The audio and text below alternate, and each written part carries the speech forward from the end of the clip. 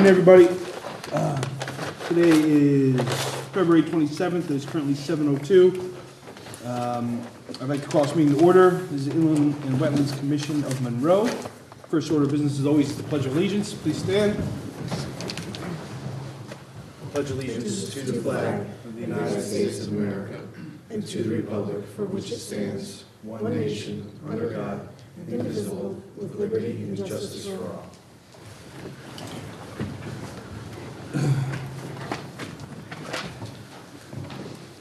All right. I would like to introduce the members of the commission present here tonight. Starting all the way to my right is Commissioner Keith Romano. Next is Commissioner Clark Gingras, Commissioner Ross Mastoracco. To my immediate right is Commissioner Jim Stewart, who is our treasurer. He's also a licensed land surveyor and a professional engineer. To my left is Commissioner Jeffrey Shamus, who is the vice chairman. He is a certified ecologist, certified soil scientist, and a professional wetland scientist. To his left is Commissioner Lois Spence, who is our secretary. To her left is Donna Trzynski, who is our Inland and Wetlands Commission and Land Use Coordinator. Next is Scott Schatzeline, who is our town engineer, who is a licensed professional engineer and town engineer and an inland wetlands agent. And of course, Sarah Stroud, who is our recording secretary.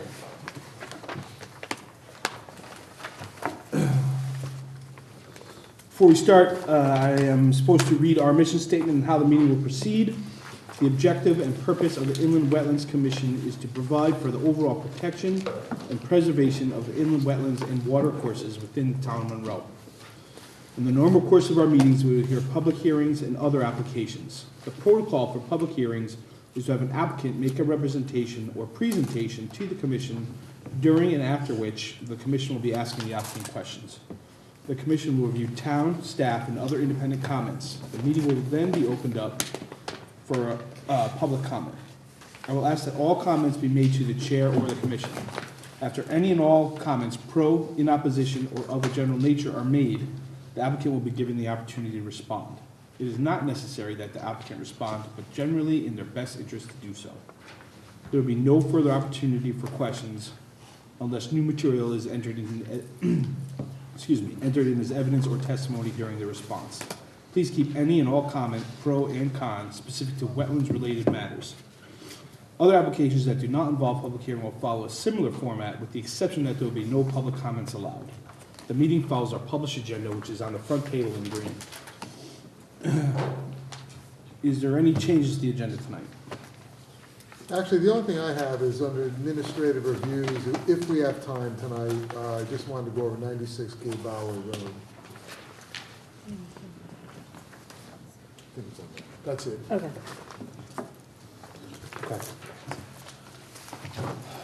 Before moving on, I'd like to say that we are going to try to keep an eye on the weather tonight. There's a few things coming on tonight, but we're going to try to get through as much as we can. But if I look over and it seems to be blizzarding out, we'll try to cut this short, if that's okay with everybody. But we'll worry about that when we get to it. Now is the period of time reserved for public participation. Is there anybody here that wants to make a public comment about anything not specific, inland wetlands matters not specifically on the agenda tonight? Seeing none, we'll move on. There is no subdivision report or recommendations to P&Z.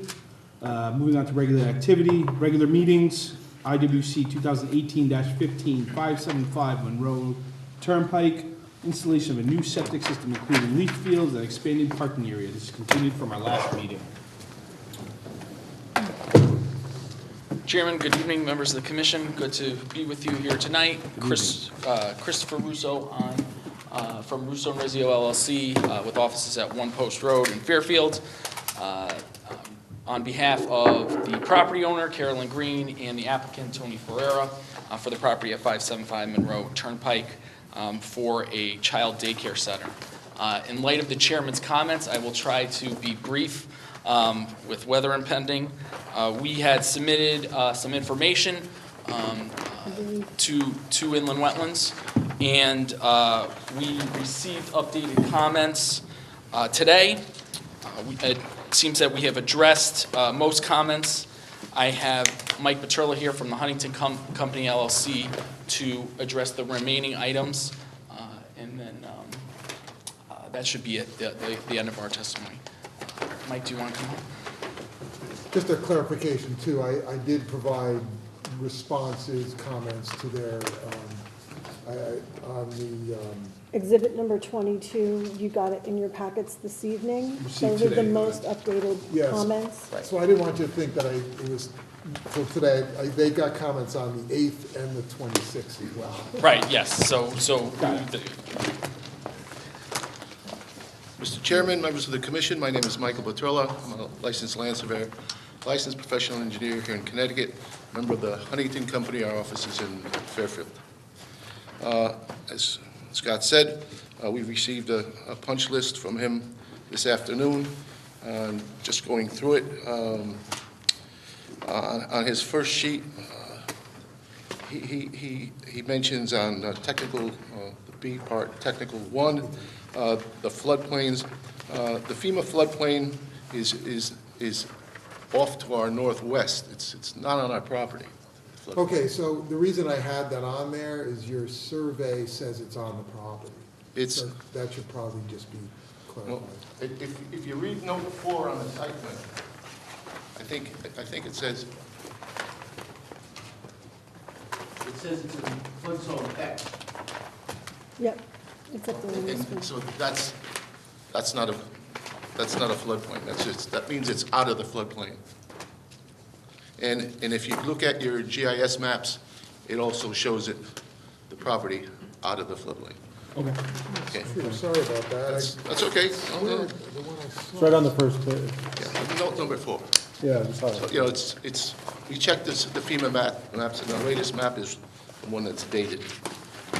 My bad. Next thing he mentions,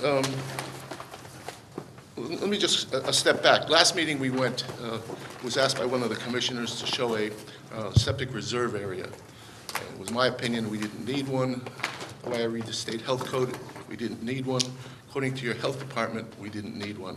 I put one on as a request from this commission, so it's now shown on the revised site plan. Also, one of the comments was to the site disturbance line. That is also on the revised plan. What I did to show the edge of the wetlands is I showed the wetlands markers put where we show the this site disturbance line. One of Scott's notes is he'd like to see it at the edge of the grading. We'll put the markers any place that this commission wants us. It's not a, you know, it's not a problem with us. On the second page, he reminds us that our plan needs to be reviewed by the state. We knew that from the beginning, and we'll send it to the state. That's not a problem at all. His item J on the drainage, he wanted to see a stage storage table.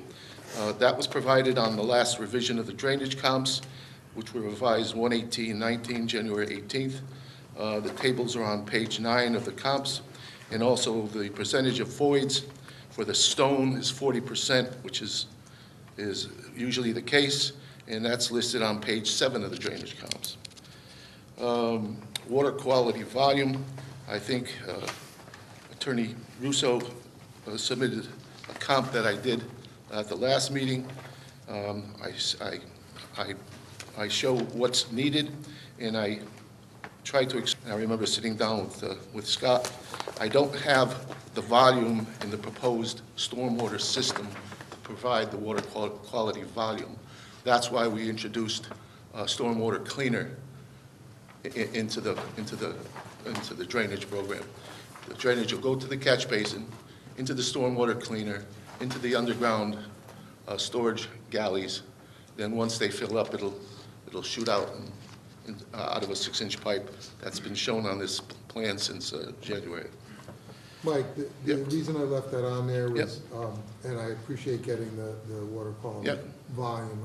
I do realize that it has the cleaner unit.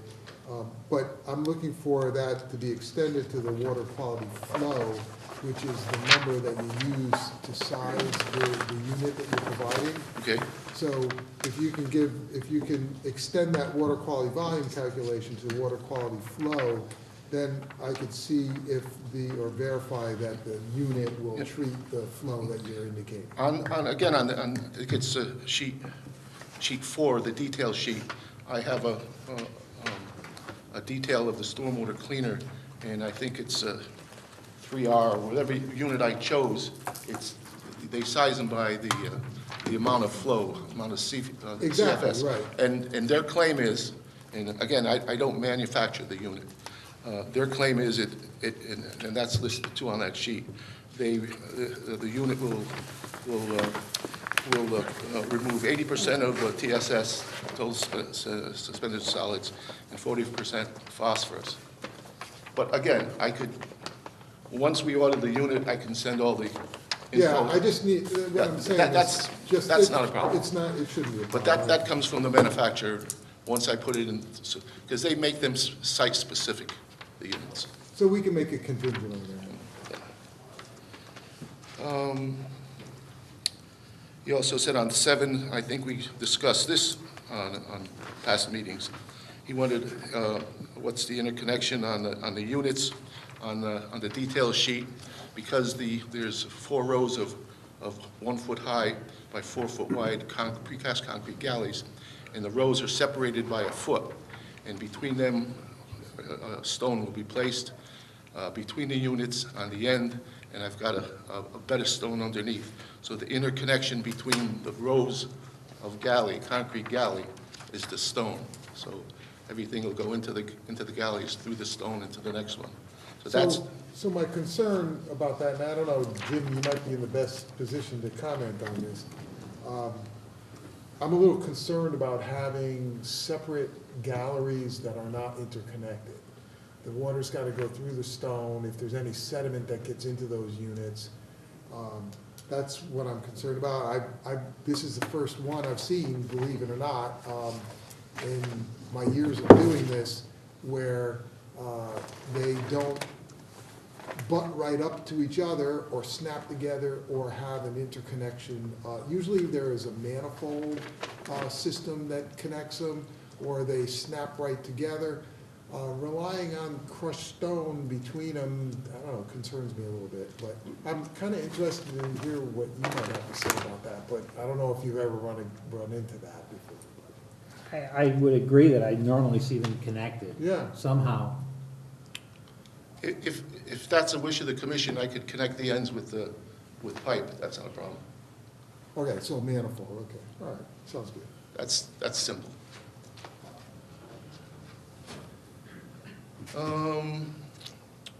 And again, the last comment was about the existing footing drains. I searched, I couldn't find it, and on the revised plans, even from the last meeting, I show a proposed footing drain outlet if you're looking at the plan in the back left-hand corner. So, if there is a footing drain, I show where we can exit it. Right. And There's get no, into that stuff. in the house itself, there's no sump pump or anything like that? No, and there's only a small portion of the basement that has a small portion of the house. There's a basement. It's not that whole, the building. It's just that small portion of the ranch house that has a basement. It was dry. I was there half a dozen times in the basement. Questions from anyone? I have one. Mr. Paterla, the riprap levels, the level spreader, Yes. right? Well, first question is, the pipe invert on the plan, I don't see it, but the one coming out from the stormwater detention? Yeah. Right, I'm not sure what that pipe invert is. I was looking at the grades to see if that can be pulled back to elevation for the proposed elevation of either 498 or I don't know, 496. Because then that would put it in a position to be just at the edge of the proposed planting plan, and that would be the best benefit environmentally. I showed at elevation 494, At the outlet. yes. And again, that's on the site plan. I couldn't, can I pull it back away from the planting? Yes, I can. It was suggested to me before I put this level lip spreader. What I had proposed initially was an outletted pipe just about where the parking lot ended, and I had a stone riprap channel, and that was suggested to me to get rid of the stone channel and put a level lip spreader. What I've used in the past is simply take a 2-foot-high concrete galley, turn it around, and load it with stone. I can place that further back if that's your wish. That's not a problem. Yeah, so the planting plan that you have that was submitted? That's fine. Like right at the edge of that, then I can it's pull the that most back. benefit for, I can pull that back. That's not a problem.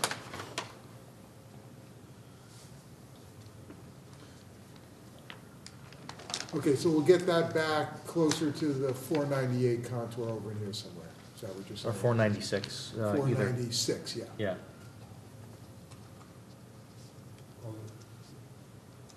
You know the grade that?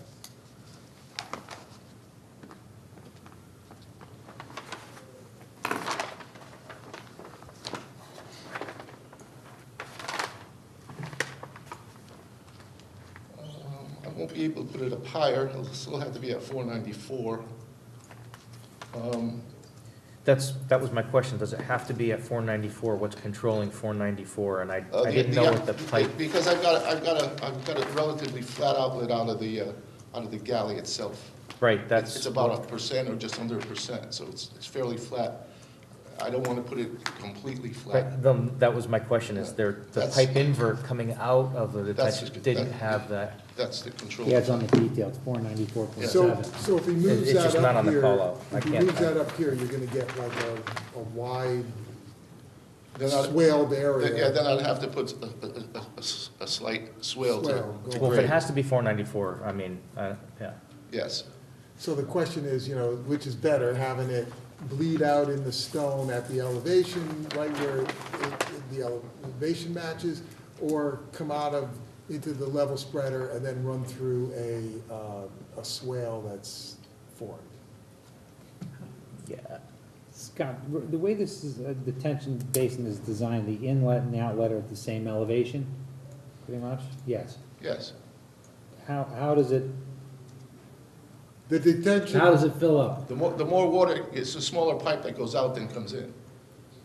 So the more water. Oh, okay, a little, okay. Small, 6 versus an 8. yeah, it's like the bathtub. You fill up the bathtub with a lot of water, the drain is small, the more water comes in. Okay. The bathtub gets higher Okay. until Yeah, the water he's- shuts off and then it eventually drains He's out. also using the stone base as some of the volume for the That's attenuation. to clean the water. And the interesting thing about this system, or the unique thing about it, somewhat unique, I'll be interested to see what the state thinks about it, is that this system, the inlet and outlet are at the bottom of the units themselves, so when it stops raining, or if you get more storm than this can handle, it's going to bubble out of this trench drain that's in the driveway, and it's gonna run out onto the road. It's not gonna overflow to the wetlands, it's gonna overflow to the road, which is usually not the case, not to say that it can't be. The only thing I would be concerned about if I were the state is in a situation where, kind of like we have now, where there's a lot of rain and a lot of seepage going on,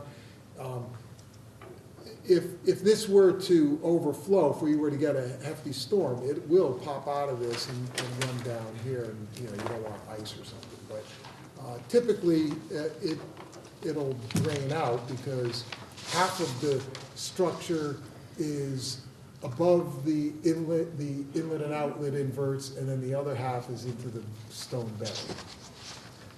Just as a reminder to you all, the revised drainage comp, I go all the way up to the 100-year storm. Yeah. So anything bigger than a 100-year storm, there's nothing the state has in the street. It's probably only designed to a 50-year storm. Right. But the system, per the book and per the rainfall records, are designed from a 2 to 100-year storm. Yeah, it's such a small area that you Yeah, can it's, get away with that. it's exactly right.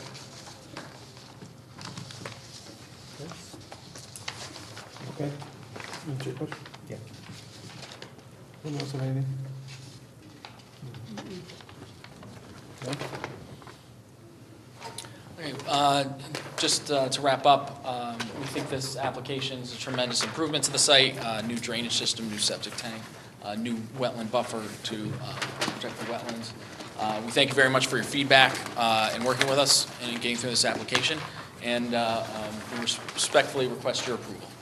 Just one last thing before you close. I do realize it's not a public hearing, but for the record, the bond recommendation is $11,000. Thank you. Thanks, Counselor. Thanks. Yeah, do you want me to read whatever submission? Yes, please.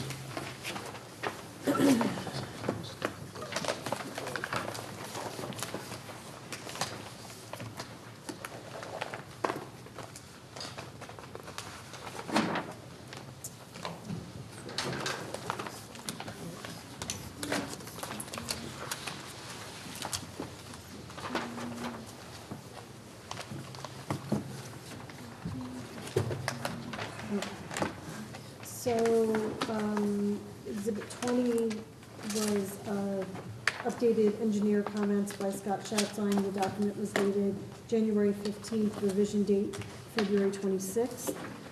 There was Exhibit 21 was a map set titled Tony Fiera, 575 Monroe Turnpike, submitted by Huntington Group. Document dated June 26, 2018, revision date February 25th, 2019. And Exhibit 22 were again updated town engineer comments by Scott Schatzine, document dated January 15th, revision date February 27th. That was the last stuff from. Thank you very much. yeah, So we'll close that regular meeting. review. All right, moving right along. IWC 2018-01R-A1, 98 Enterprise Drive, Bartoli, Managing Partner. Request to increase the square footage of a previously approved storage and maintenance building. Good evening. Good evening, Mr. Commissioner and members of the commission. My name is Dan Bartoli. I am the managing member of 98 Enterprise Drive.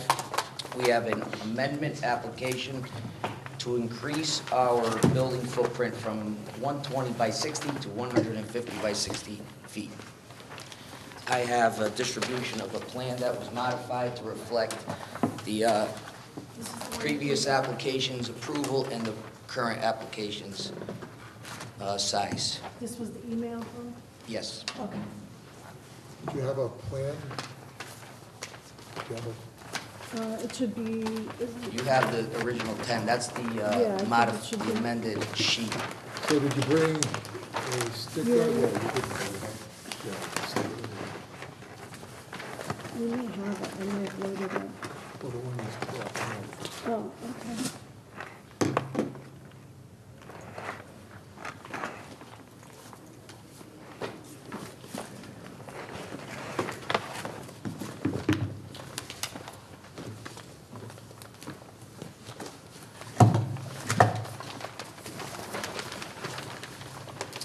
That plan is in this set. Yeah, the one you just submitted. Yeah, yeah. So this is the, That's all the right, complete so set this is for the one this. you're gonna go to. So,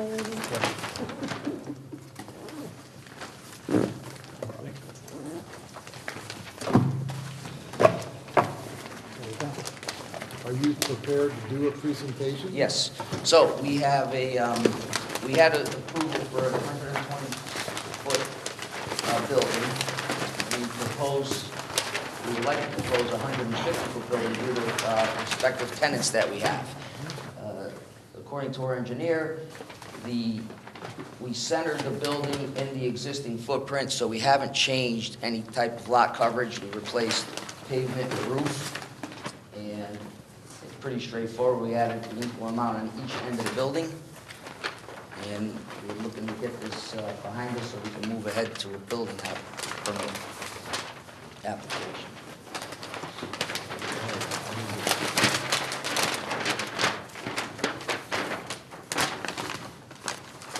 So this is your main plan, is what you're saying? This is the proposed plan.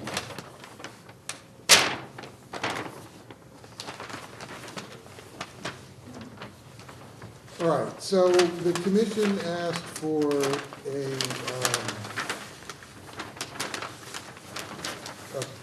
copy of the previously approved plan, is that in here? Now, the commission asked for the site conditions to reflect the approved plan with the proposed With the plan. proposed, which plan is that, do you know? It's SC1. That's the one we just got. DC1? SC1. SC1.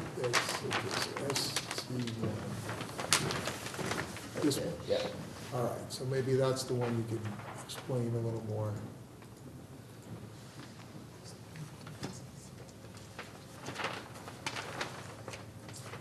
I see, so let me get a little closer, that red line is very small. All right, so go ahead. So the lighter red line going through the building was the original 120 feet. And we took that same layout without moving the walls and just extended it equally on each side to go to 150 feet, so we would have 25 by 60 rentable bays. And which could be divided in groups or in single. Okay, so the storage area that was on the side of the building over here just is the same exact thing, only just a little. No, it's been reduced. The small- storage area has been smaller, but the reduced. same, On it's the both- same on both storage, sides. Right, and the wall here is reduced. Yes.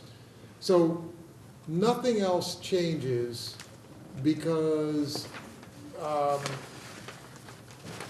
mean, with the exception of this area here, it's the exact same amount of impervious area, correct?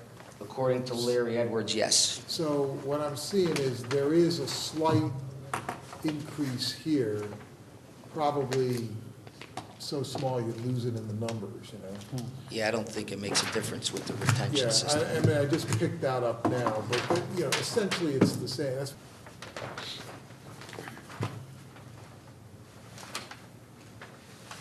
So, that's, The plan that was in our packet had a lot more of the previously approved. And I wish I And could, it's completely different. give you the dates, because the Yeah, dates you on the init- revised plan is the same initially- exact as. initially, they gave you the originally approved. Yeah. That goes way back. Yeah, What they did was they scrapped that. That was two buildings. yeah. Oh, so They this got one- rid of that, and then they came in and they got an approval for this building in the light red for you. So Right. I don't know why they put that original plan in there. Well, that was at the last, for the last For the last- approval, we had to show how we were changing from the The plan original we one. inherited to what we want to actually build. Right, but now, I mean, that's a moot issue. Now what was asked for, and they're providing it in this plan, is this rectangle here is the outline that was approved. Yeah, we approved the red, and they just want to bump out on either side by. You approved the light red. Yes. We approved the red. So they're just bumping it out on both sides, but not changing the site. But you're reducing, if I'm reading it right, you're reducing the limited disturbance. Like you have two lines down there for LODs. Which one's what do we? The red line stuff talks about, That's a throwback too. They. That's for the what- original. Yeah, for whatever all right, reason. so they that's used the confusing because original.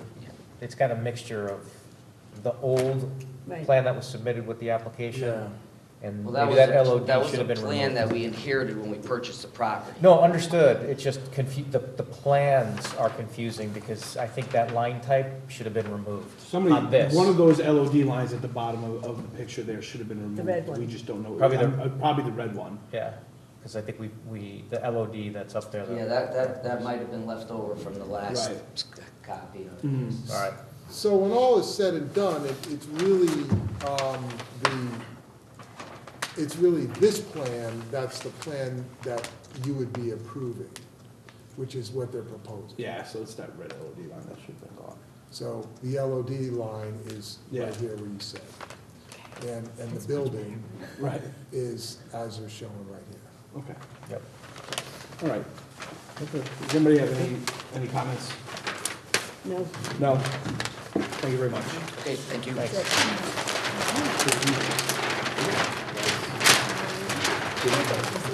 Maybe, wait a minute, I'm sorry, before we close that, when we do this final submission, just make sure they remove that second red LED. Yeah, you're line. gonna deliberate anyway. Right, okay. Thank you. We're gonna read the, Read the, Yeah, there's exhibits. only three exhibits. The first one was the inland wetland approval for IWC 2018-01R, which was the remediation. And then number 2 was the town engineer comments, and number 3 was the map that was submitted this evening titled Site Comparison Plan. and the bond recommendation was to keep the same amount contingent on them changing it to reference the modified approval. Excellent. Thanks. So that regular meeting is closed. Moving on to our public hearings, IWC 2019-02, 11 Glen Hollow Drive, Ventura, second floor addition, new garage, driveway modification, and detention. Continued from our last meeting. Absolutely not. The record will reflect that Commissioner Stewart is recusing himself from this matter.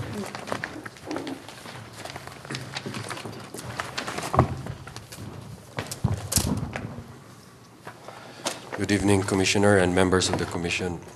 R.D. Liu from Fuller Engineering, 525 John Street, Bridgeport, Connecticut, for 11 Glen Hollow Drive.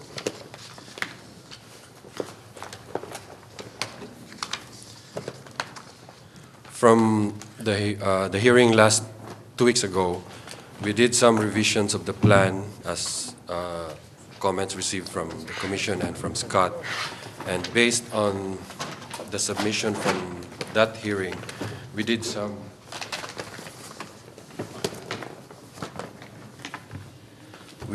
revisions based on my understanding with Scott about the emergency overflow. So we added a second line going to the catch basin here.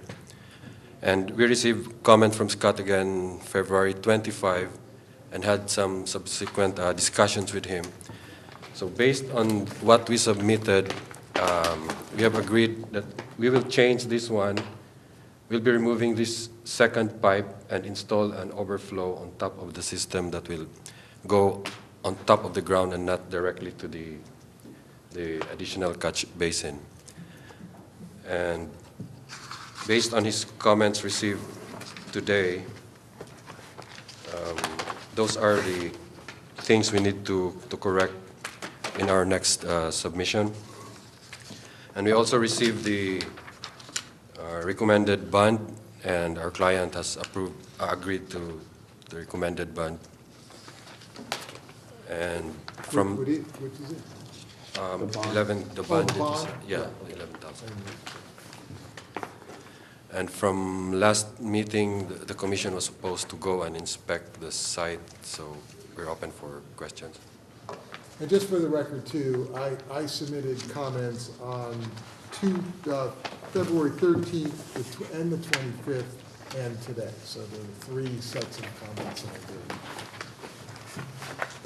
And maybe before I will go with questions, Alexandra Mark, wetlands and soil scientist and landscape designer. My client wanted to ask about the demarcation which is being shown, and we just believe that the demarcation, it's just partially covering the buffer, the desired buffer for the wetland, and then goes all the way behind the garage. And this is kind of an area which was agreed that is going to be maintained as a lawn, and it's a very awkward structure in the middle of a landscaped area, which is going to be looking very weird, I would say. So we would like to ask to shorten this demarcation and not to run it all the way behind the garage. So this is the area. As you see, you have boulders. There is no wetlands here, so there's like really no reason to have this demarcation. But we will maintain the demarcation here and just tie it to there's like stand of evergreens here, which are old trees, and they're going to stay there. So I think it will be a nice finish to kind of tie it up with it and not continue throughout this area, because it's just going to be awkward. If that's okay with the commission. So the area where the trailer is right now, that's going to be Well, wrong? you know, now the owners learned that, you know, there shouldn't be any equipment there, and it wouldn't be, and actually they do have their own yard in Bridgeport, so that's where the equipment's supposed to be, and the reason why it was there was accidentally. It's not like it's going to be there, and now it's going to be even a little bit more difficult to drive there.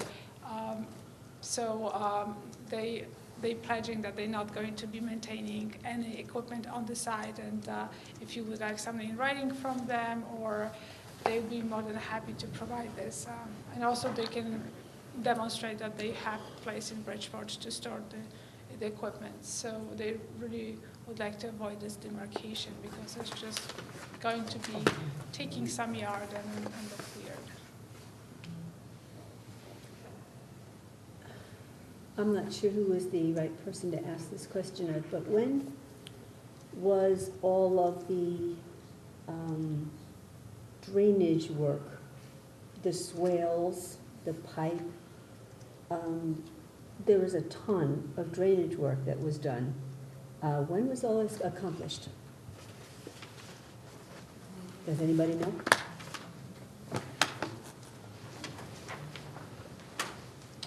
Hi, my name is Yu, the owner of the property, 11 Green Hollow. And when I bought the property, and whatever the drainage, one drainage I put it in the back, in the right side, the 4 inches pipe, is the one pipe I put it. The other one is 6 inches pipe is already there. The previous owner. Where's the 6-inch pipe he's referring to? This is the 6-inch Yeah, pipe. exactly. And that went the entire length that it shows in that map? At that point? Yeah, the pipe is already, That was there. Already when I bought the property. And that was when? When did you buy the house? 14 months ago. Okay, so that was fairly recent. Yeah, one thing I did it when the pipe is finished, and my wife put some rocks to the landscape. That's it. And then in the back, the barn over there, the 4 inches pipe, I put because it comes a lot of water when it rains. Just got water when it rains, you got the water, it's come all inside the barn. Then when you got the slope, I put a pipe to prevent the water to come inside the barn, because damage everything is inside the barn. So, but like I said, when I bought the property, nobody tell me we got a wetlands. When I look at the property, it's no winter, I see water, but nobody tell me it's a wetlands. So what I do is do a fair. It's not nothing I wanted to do, nothing. When I bought the property, everything is flat. Just I tried to clean, got metal over the place. I tried to clean as much as I can. But I have no issues and don't do any problems. There's also a couple of things that I noticed on the plan that were not on the existing conditions, and that is that there's an area behind the existing garage, your barn, I guess you call it your barn, that is, thank you for letting us walk the property, by the way. It No, no made a problem. world of Anytime, difference in what anytime. we could see. There was a soldier course of trees behind the barn, and then there was another set of pine trees, mature pine trees that went off to the side. Next to that, in that area, appears to be almost a dished area where there seemed to be inches worth of ice. Yes. Where obviously the water has accumulated, and it appears also that it spills over and goes down the slope to wherever it's going. And there's a catch basin that is called out on the plan, but it does not appear to be on your property. Yeah, it's the neighbor's property. Is it, do the neighbors know that? Yeah, it's in the, It was probably covered under, it was probably under the ice, that's why we didn't see it. Yeah, There's the ice sheet that went over that area, Yeah.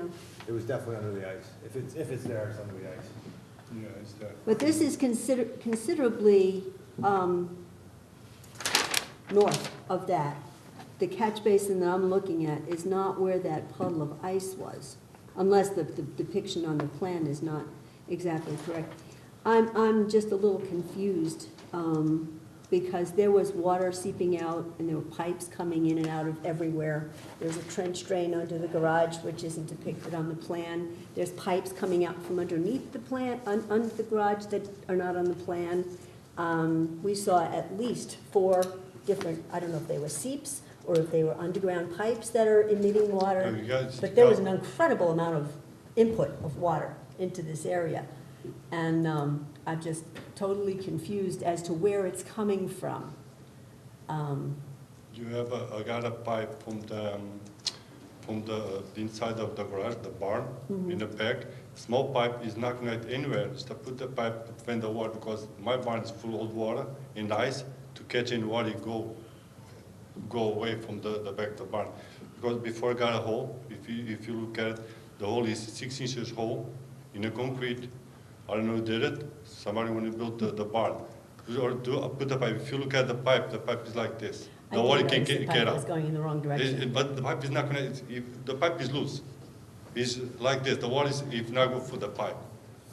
And my intention is connect the pipe. But now I know I can do nothing. I'm not going to connect the pipe. I'm going to take the pipe. The pipe is the angle, so the water no way can get out. So if you look at inside the barn, got ice all over the place inside the barn. What I'm trying to do is prevent the water going inside the barn. Because everything is there is damaged. I got my car inside, is almost sitting on the floor because the door is go down.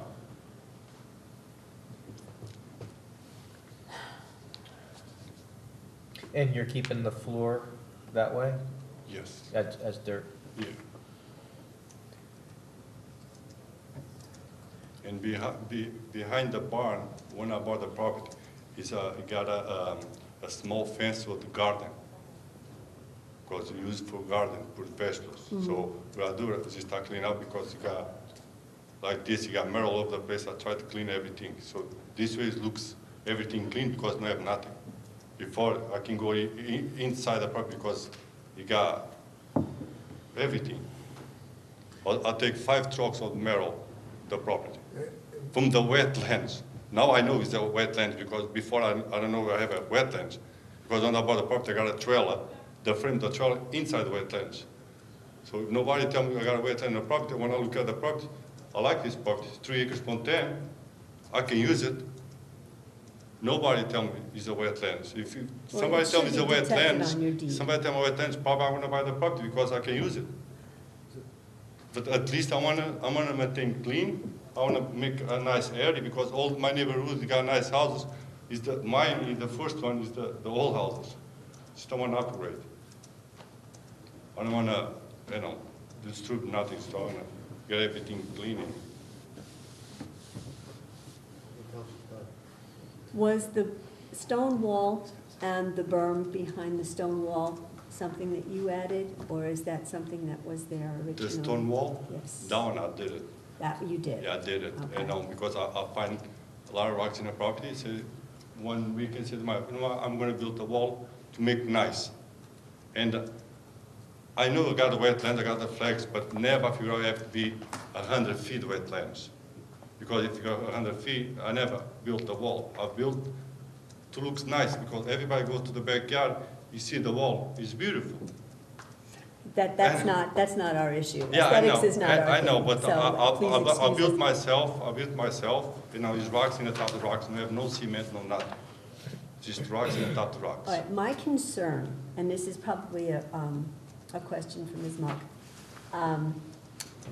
is that entire area angles itself toward the pipe that drains across the property and goes down from there. Is that contributing to any draining of that wetland area?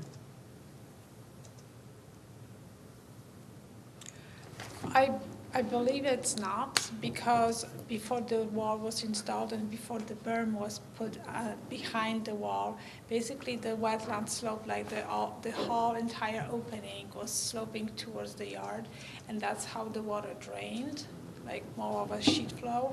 Now, not only the new wall and the berm behind it detain some of this water, but you only have left those two swells.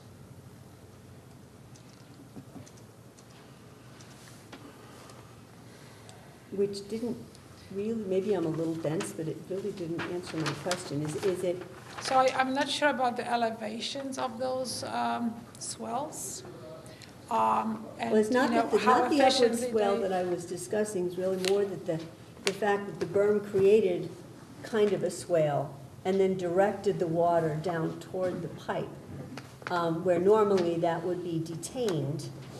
And No, it wouldn't be detained, because like, when the wall wasn't there, this whole wetland kind of was on the sloping. It's sloping towards the yard, and the overflow, there was no really standing water there because there was no topography to hold it. So it was kind of sheet flowing over the yard. And when it was very wet, you had a lot of water. When it was dry, you had no water, or drier during the drier period. Now you have the swells, but you have also the wall, which kind of provides more detention for the area. okay. Can you also explain to me how the planting plan as presented creates a buffer for the wetland? Because the buffer would be a cleansing section Right. before water enters the wetland, and this is all down gradient. So I don't quite understand what the purpose of it is. Well, the buffers have many functions, not just for the infiltration, but or filtration, but also for creating a barrier between the wildlife and natural habitat and the area which is going to be landscaped and mowed and driven over. So, and also it's going to provide diversity to the wetland species which are visiting there, and provide new seeds, new diversity, food source for wildlife. And I think for this particular one, the reason why it's there is because of the wall, and now the wall didn't really give us a lot of flexibility, so the plants were put on the front, but also the back is going to be restored, because as you remember, we are going to be removing the debris from the wetland, and the areas which are going to be impacted are going to be seeded and turned into a meadow, which is going to be improved meadow, and also we're going to be dealing with the multiflora rows, which started growing there, and turning this just like any succession, during the succession, that this will be more shrubby, and we don't want the invasive species, so we're going to remove multiflora rows, and we're going to be reseeding it. So this is the best we can do for the wetland at the condition it is, and the location and the slope. It's kind of, it's not an easy wetland. It's not like a depression, which usually happens, and it's easier to maintain. This one, it's kind of causing problems, and it's sloping. How about the Phragmites? You addressed the multiflora, but not the Phragmites. I wouldn't go for Phragmites, because Phragmites has 2 meters deep root system. And in order to, from my experience, in order to deal with it properly, you really have to excavate the root system. This will be, there's no access, this area is too saturated. I think it will be more disturbance than really good. And I think the Phragmites is pretty well established there, so it's not going to be just easy to pull out. And it's pretty invasive. It's one of the hardest probably plants, I would say, to deal with. Where's the Phragmites? It's in this area. In my Phragmites estimation, it's somewhere yeah. here in this area, Yeah. like this back center.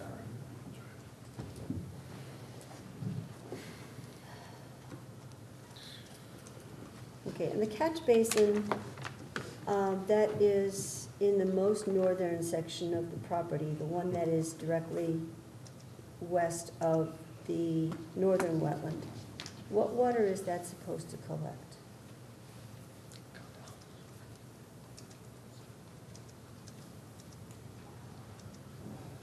Catch basin in this, Yeah, right this there. one. Mhm.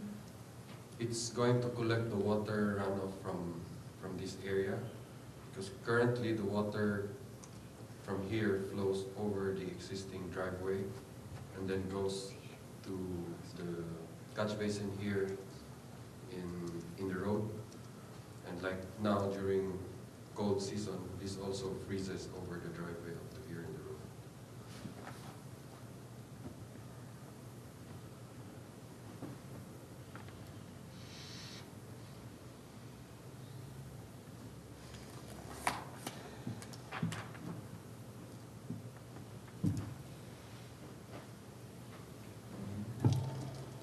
Lois? Yeah, It's why I've asked them to put in a watertight type catch basin. In other words, between the lifts and the catch basin, they're gonna seal that with a gasket type joint. I saw that in your comments. Because I was concerned that having a catch basin there would We just drain it out. possibly drain the wetlands. Yeah.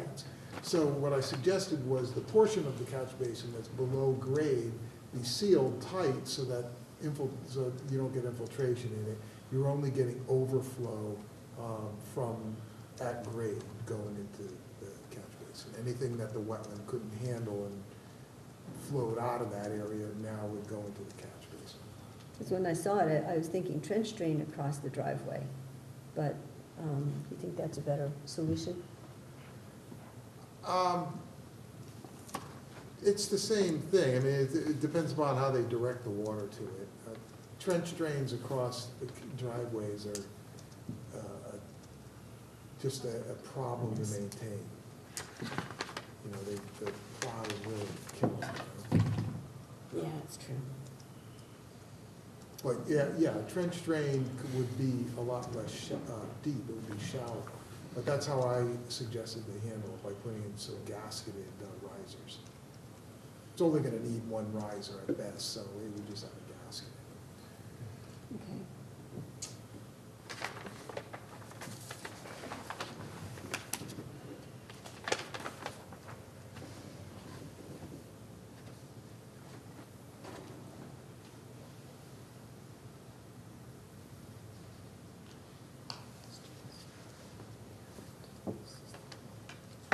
Oh, there was encroachment mentioned in the wetlands report. There's encroachment on the eastern side of the northern wetland. Can you explain where that is? I read that someplace, but I see it. I don't think there are any. The northern wetland, it's pretty much wooded and not really disturbed.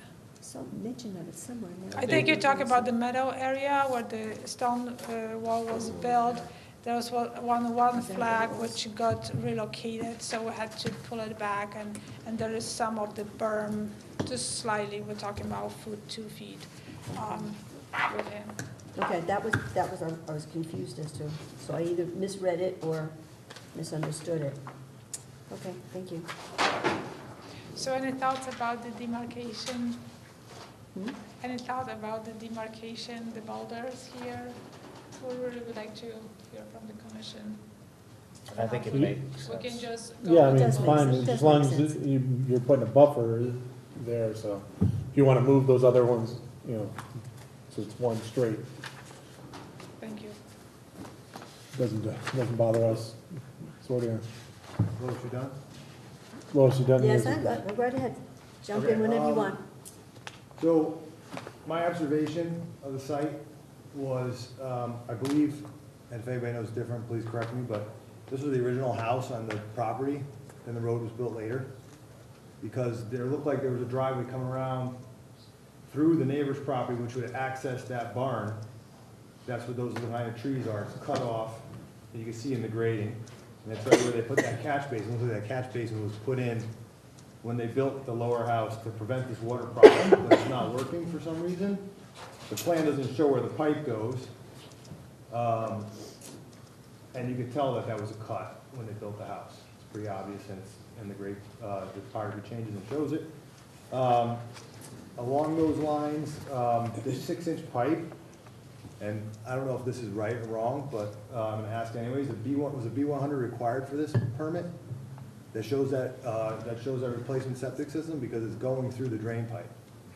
We got, Donna, in the exhibits, we have the report from the Health Department.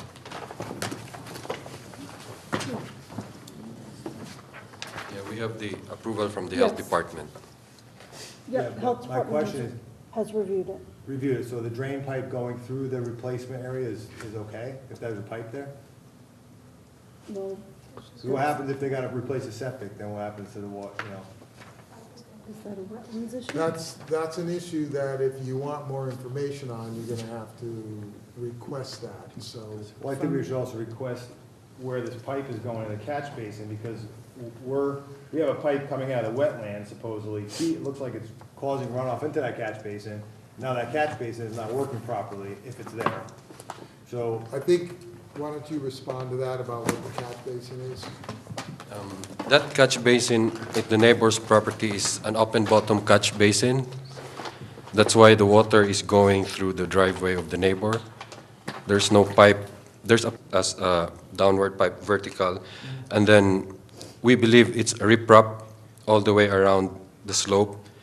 That's why when the water goes into the catch basin, it goes and seeps out of the slope over the neighbor's yard, which is now freezing. okay, so how long has how long has that house been there, Scott? Which house The you neighbor's talking? house. I'll have to look The that up. development, how old, but, I mean, I can't imagine these people, there's gotta be at least 70 feet of solid ice on the bottom of their driveway. I can't imagine they've been living with that every year since their house has been built. And I believe we might have gotten some information, but I'm not sure that this just recently started happening. Okay, I just wanna mention that. I have a bunch of other things I wanna touch on. So that's something, from the soils perspective, you should maybe try to provide more information on. It's like, and that is a question that's been here, that Lois essentially was asking that earlier, that, I mean, the drainage pattern goes in that direction. I don't know where the water from the wetland would have gone if it didn't go to that area. I don't know where it would have gone, so my take on it was that when they built the house back there, that they just didn't address that. Now, your comment about the ice, I mean, every year is different. I'd imagine there's years where they don't have the ice built because of the conditions, but yeah, I would think that they've had that condition there a while. There was active water traveling under the ice behind the barn on the, which would be the west side, I guess, of the barn, by the neighbor. There was, you know, so the ground was frozen area, but then there's this active flow. Yeah, and I was Now- also questioning whether or not behind the barn there was. Was a wetland. Was Yeah. a wetland. Was Let me- that, I was did you thinking about test that, too. that? Yes, Scott, if I You could- tested that and it's not well, it's just wet. yes, it's just the overflow, because when it gets wet, the entire hill is bleeding, and it's the same with the wetland next to the road. It's just like these are both sloping wetlands supported by springs, and they just keep running, and there's like no containment. But usually a bleed would test out as a wetland though.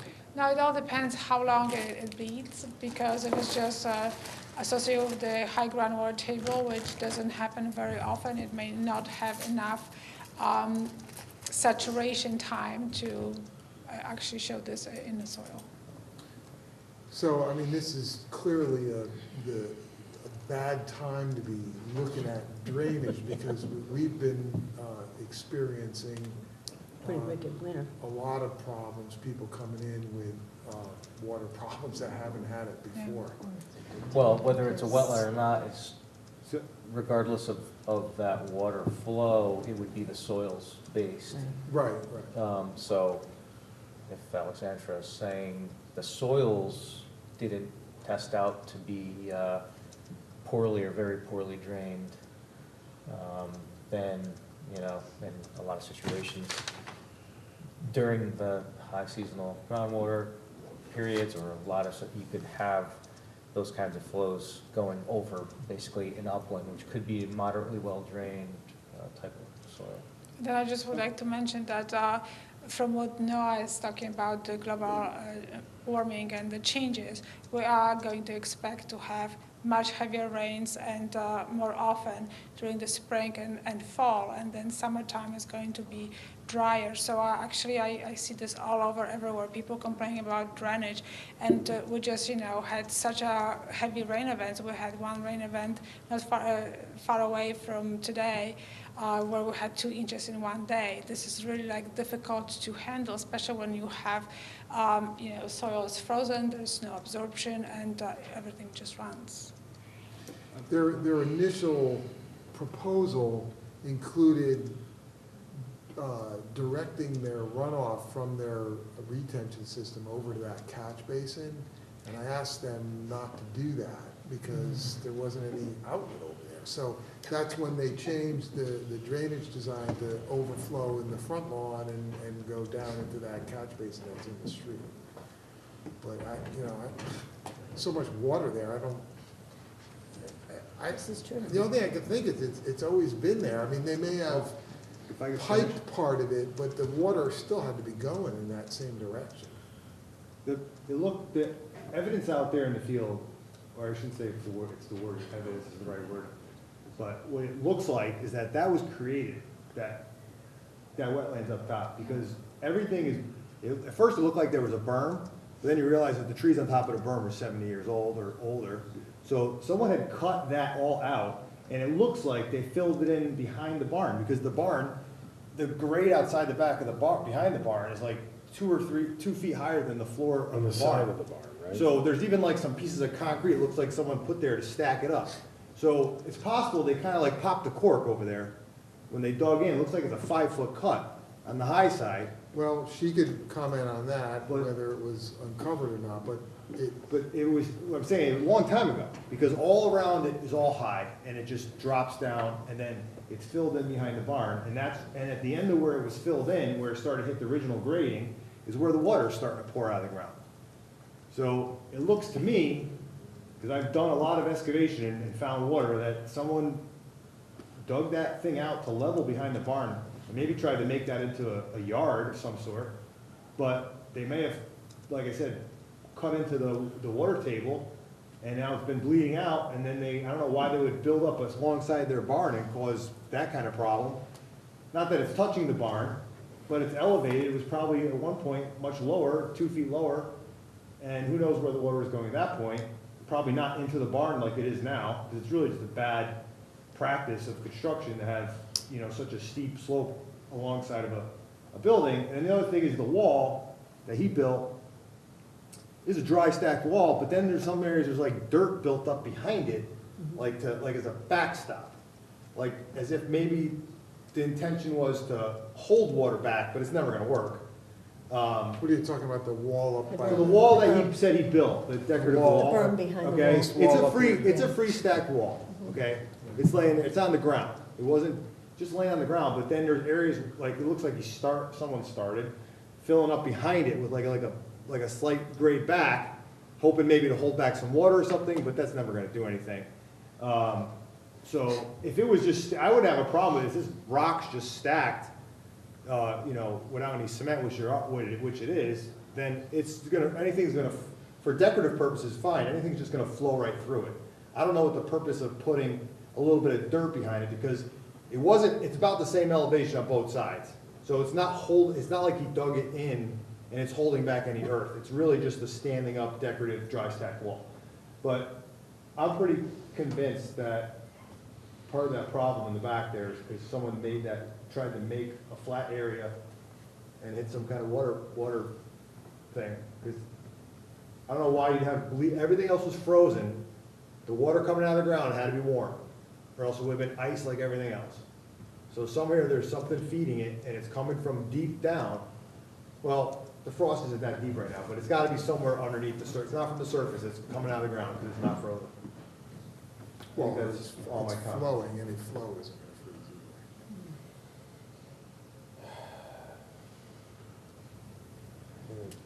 either. all the material that was stacked alongside the garage that Keith was talking about, that could have even worsened the situation by guiding more water over towards the back. At one time, if that wasn't there, it'd probably flow right through where the garage is now, maybe coming through a much wider area. But it's going right down that hill.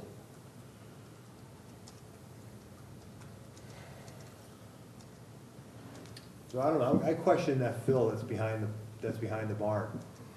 You know, if it's supposed to even be there. I mean, if it's been there for longer than, you know, we have anything to say about it, you know, fine, but I think it's really my guess is probably causing a problem, not to mention it's not good for the. Well, part of that area, Keith, is outside our jurisdictional area. What's If you look that? at it, it's only partially in the URA, and the rest of it's outside of it. Well, not the south side of the barn, where they're showing the. Right, this, I'm saying, wall. but part of that area, I think, is outside. Not that that's, you know, that's. Yeah, you're talking about right here. Yeah.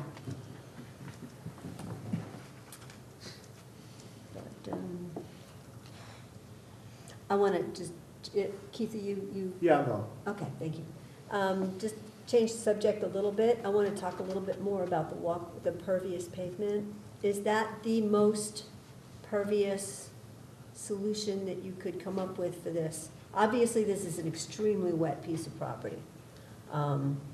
And I can understand the owner's conundrum with trying to deal with all that water. So, now I know sometimes gravel and pavers can get hard packed or something like that. Is this the best way that you can think of that will deal with this situation? Environmentally, that will be the best one since it's like grass with a plastic structure cells to support the weight of the vehicle. But They're not going to get heaved up by frost? no, based on the literature from the manufacturer, no. Okay. Alrighty. I don't think I have any other questions.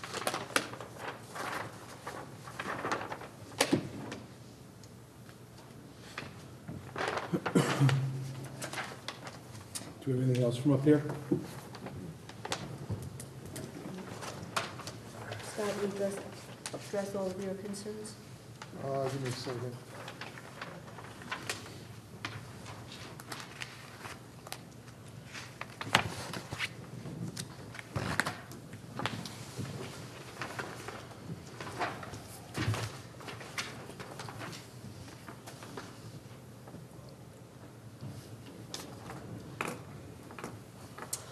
So just for clarification, these circles are proposed boulders? Yeah. Okay, and you're asking now, or you're proposing to vary them? Is that what I heard? Well, since there's a stand of evergreen trees here, I think, landscaping wise, it would be nice to kind of tie this to the trees, and this way we'll protect this wetland, and this is the buffer and demarcation for this wetland, but just not to continue them throughout this area. So this area right here then will remain grass? Yes. And what's going to prevent that from being utilized as storage? I don't think there's need for storage, but. Well, I mean, there's storage there now. Yes, it's storage now, because when I bought the property, I got some materials, I bring it. It was normal when we take the permits, I thought it's going to start in 3-4 months. So I bring some material, some leftovers to work in my house. But then I got for 14 months and nothing is done yet. I keep the materials, but I got my yard in Bridgeport, I can give you the address. I got my trucks over there. I got a big container, put all my materials. I don't need my house to store my materials. Whatever I have over there, if we work in my house. But if you, I can take everything, make everything clear. I got a machine, already sold the machine. The trailer next week is gonna go too. So I got a couple rocks, the rocks is expensive. but then the rocks is almost $300. So I keep down because I'm going to lose in my house. If I have to take everything, I'll take it. Then when I need it, I'll grab it. You know, when I finish the job, I must got a small company. When I finish the job, you know, I'll pay the materials. So you got some left over, I'm not going to throw away because it's money. If I can use in my house, it's going to help me. Then I got the material over there. Whatever I have, if work in my house, I'm going to take it. You get another job. Whatever I have, if you use properly in my house. I got my iron bridge board for 4 years already. Scott, I want to comment on the email I sent you this week about the potential of some situation that may happen down the road with the drainage, and what happens if we make a judgment and then it turns out that part of the remedy of fixing something else, like you said, civil something or whatever, and then part of the remedy means that what we granted permission is now, what is the word I used? I can't remember in the actual email. Is a hindrance to that solution. Well, I You think. know what I'm saying? You guys are, I mean, the basic proposal here is to utilize this, to utilize this area in your upland review area here. They put in this pipe and this water courses that historically has been there. It's their liability, it's a civil issue between them and their neighbor as far as the runoff goes. I mean, you're not forcing them to put in or change the direction of flow in any way. So there's no, I mean, you're just processing an I'm not saying they application. would change anything, but if, say that they're in a situation where they have to hire an engineer to solve the problem of the water, let's just say that. The neighbor you're talking about. The neighbor and them. Let's Yeah. say there's a problem, let's just imagine that it just started this past year, and. they And have it some kind of- continues and it becomes something they can't. Something that happened recently, let's say, but, like I said, we granted a plan, or we allowed a plan, but what we allowed, somewhere in that area that we allowed them to do something, has to be changed again to remedy that other problem. Well, then if it's in a regulated area, it'll be back before you. They'd have to come back. They're Change. testifying tonight that the solution is what they're proposing to you, and that that's not a problem with the neighbor any more than it ever was. So if they need to come, if they or the neighbor want to come back with a different plan that addresses the drainage better, be it a drainage system that picks up that water once it reaches the other driveway and brings it somewhere where it's acceptable, then they would have to come in for permitting if permitting is required. And usually it would be because it ties into the town drainage system, or it would be in one of your regulated areas. But at the moment, they're telling you that the drainage always went that way.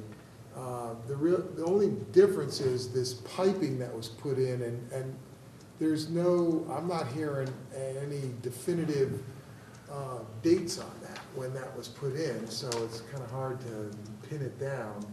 But somewhere along the way, that must have been an open water course or waterway, and they decided to put a pipe in over toward the neighbor's property. Well, I think that when we were out there, on that side, on the northern side of that created wetlands, I'm gonna call it created wetlands because it really clearly looks like it was. There was like a little, swale where that pipe wrench is, so I think it was coming downhill, they used that as a collection, because when they broke into the groundwater and realized it was bleeding, that's why that pipe ended up being there. Well, and I think the story too, I think, correct me if I'm wrong, but I had heard that the piping originally was done to protect the water came down here. The water came down here and went somewhere in this area where the septic system is. And the piping picks up the water and brings it through that area, so it's not flooding into the septic area. It's above the septic and cutting off where that water used to run down through the septic system. That's true. I think it's a civil issue between, if they're causing a flooding issue or an icing issue on the neighbor's property, that's a civil issue between the two of them that they need to work out. Right. Unfortunately. So it may be something we, but at the moment, I don't know what else you can do. One more quick question. Since we're changing the orientation of the, are they rocks, boulders? Boulders. Okay. Can we fill in behind them that, in that little triangle with more plantings? And just make that whole thing planted? Over here? Yes. Rather than leaving it grass, because that's gonna look really strange. Okay. Okay, can we, should we consider the same density and same plantings as you have? What would you propose? Yes, yes. I think this is a good set, and you don't have many choices because of the deer browsing and wet conditions, so I think that would be appropriate. Actually, when we were out there, was that that proposed driveway on the side of the barn, wasn't that area like really, really elevated above and it's slanted down into the door? Yeah. And there's a strip drain there? Yeah. Is that gonna remain like that, or are you planning on cutting that driveway down so you have like a flat entrance into the barn? Because it looked like it was quite a steep, very unnatural slope into the garage from your proposed little square parking area there. You're gonna remain like that? Is that the finished grade, or do you plan on cutting that down whatever's required, like maybe it looked like, what, 18 inches maybe? 12, 18 inches? Yeah. And what if that creates more water bleed?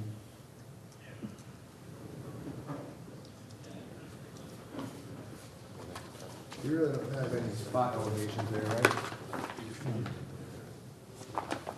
Correct that. You got a topography? Will you show that, look at this, you got the 530 grade line comes through the top corner, and your garage floor is 528.26, so you got 1.75 feet higher your driveway going into your garage is what did I say, 1.74 feet above your garage floor. How are you gonna get into the garage? You're almost 2 feet above it with the driveway. Very good question.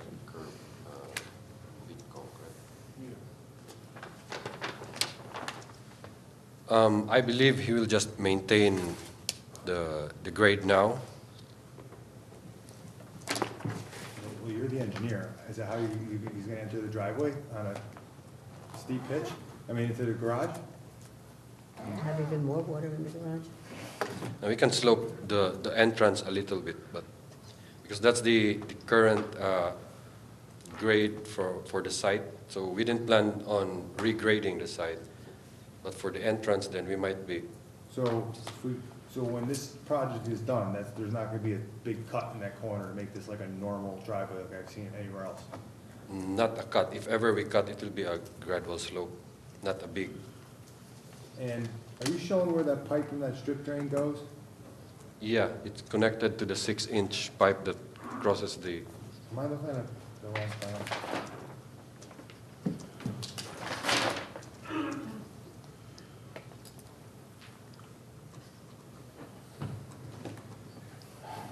Which page is that showing that connection?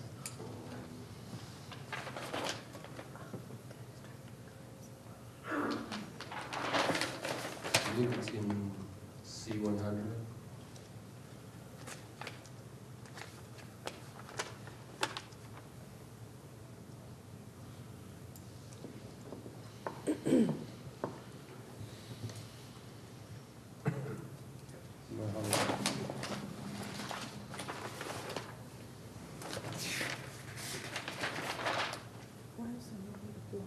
I don't know.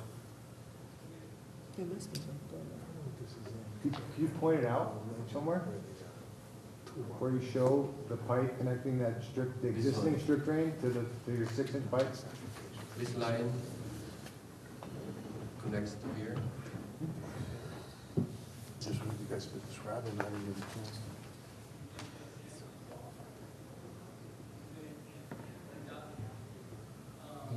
It's this line that connects.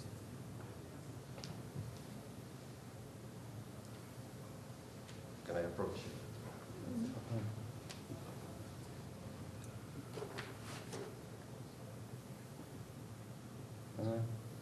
Well, that's this line, that's this dashed line running through the whole property, and it squares, that's not your, there's not even a description that there's a connection here.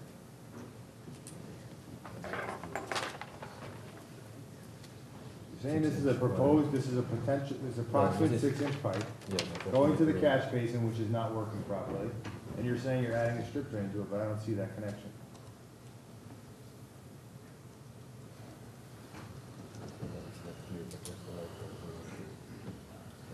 That's Why a don't- great line, that's a Why great. don't you guys ask for a blow-up plan that shows these pipes that he's talking about? We did. In more detail.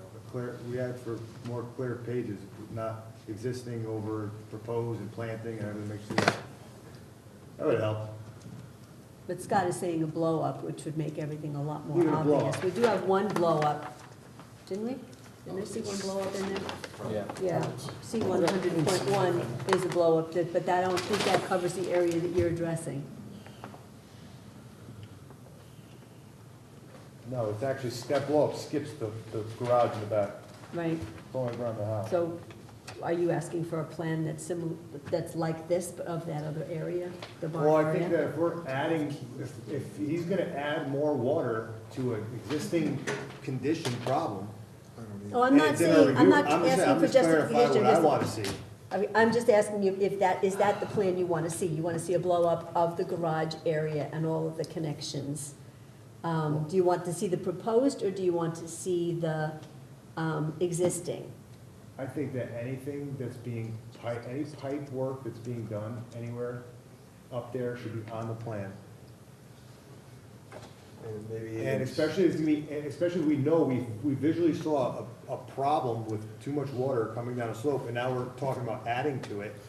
You know, I don't wanna be liable for causing a bigger problem, not liable, but like make the wrong decision and make the neighbor's life even worse, because we said, yeah, go ahead and drain that water wherever you want. Maybe something written on the plan saying that the existing Yeah, area in but- front of the garage, the grade is gonna stay as is. It's gotta be connected to something now, we don't even know what it is. It could be that pipe that's coming out the other side of it, for all we know.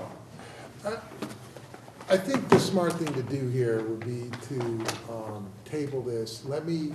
They should provide some better detail.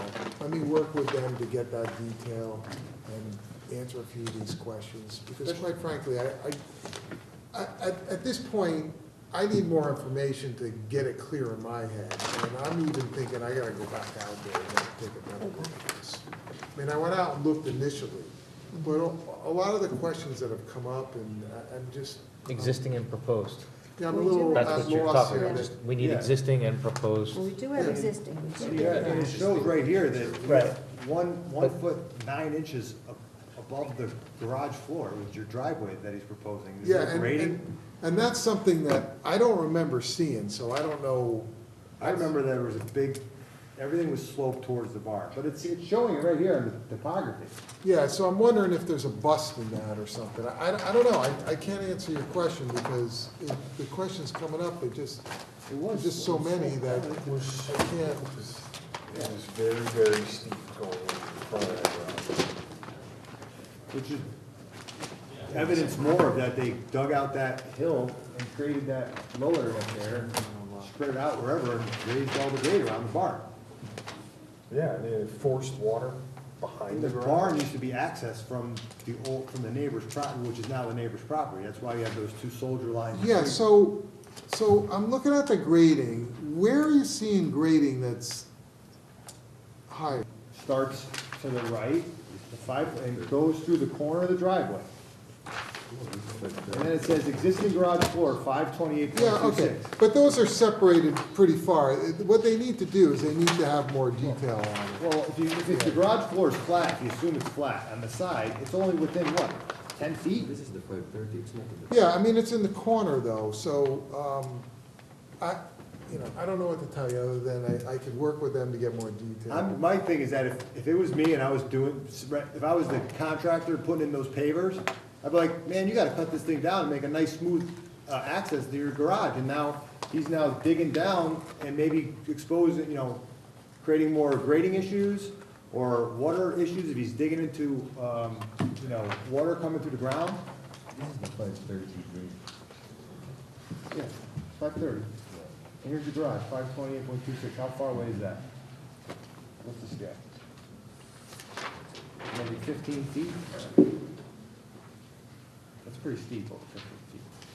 Well, again, And that's also a concrete apron. So the concrete apron, so the garage floor, believe me, that elevation probably extends out another 5 feet.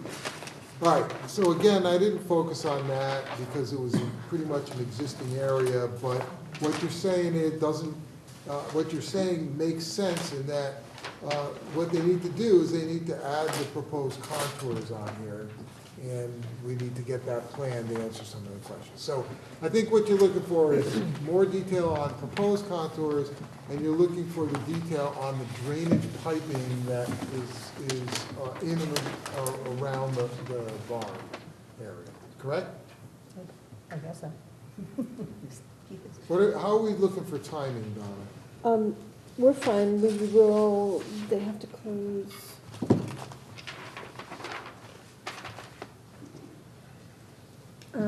March 20th, but we still have our 65 days extension time. So you've you're got okay time. with time. Do you understand what they're looking for? Yeah.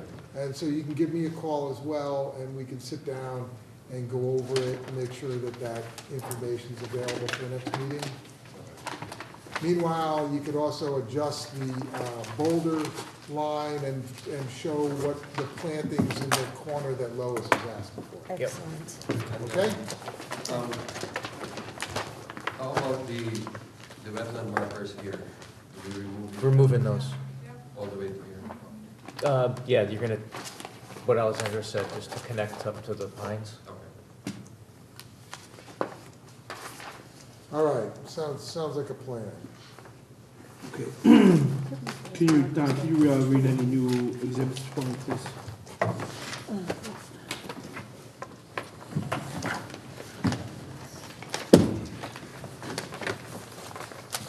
We left off Exhibit 13, which was a 9-sheet plan set, proposed house addition. The document was dated July 2nd, 2018. The revision date was February 19th, 2019. Exhibit 14 is a stormwater management report by Fuller Engineering. The document was dated July 2nd, 2018. Revision date February 19th, 2019. Exhibit 15 is a response to the town engineer comments by Fuller Engineering. The document was dated February 19th, 2019. Exhibit 16 were updated town engineer comments by Scott Schatzline. The document was originally dated January 23rd, revision date February 25th. Exhibit 17 are again updated town engineer comments, document dated January 23rd, revision date February 27th.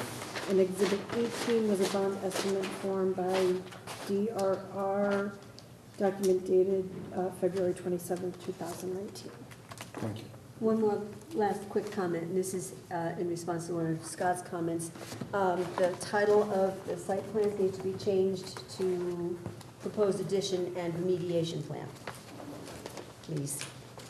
Okay, this is a public hearing, so I will open up for public comment. Is there anybody in attendance tonight who would like to speak in favor of this application? Seeing none. Anybody in attendance tonight want to speak in opposition to this application? Come on up, sir.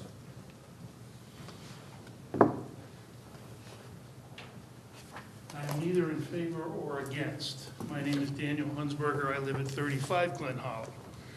And I will tell you that I've lived here for 20 years and I've never seen the water as bad as it is this year coming out of the property at the top of the hill.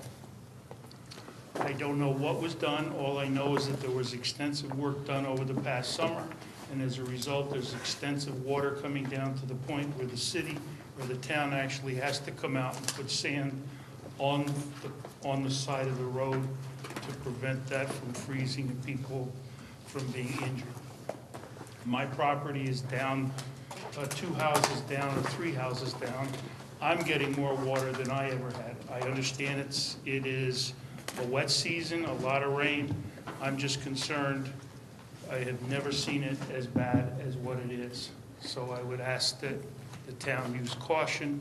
I commend them for coming into town, buying the property, trying to do what they can with the property, upgrading the house. I agree with it. I can tell you what, I have water in the storm drain 24 hours a day, 7 days a week, 365 days a year, coming from somewhere up above. I'm assuming it's the empty lot to the east of their property, but whatever's draining, I would like to see some drainage coming at least to the front of the property into the catch basin so that it doesn't come down and come across all front lawns in our yard. I know I have it coming across. I can't use my front steps. I'm not saying it's their fault, but I've never had it as bad as it was this year.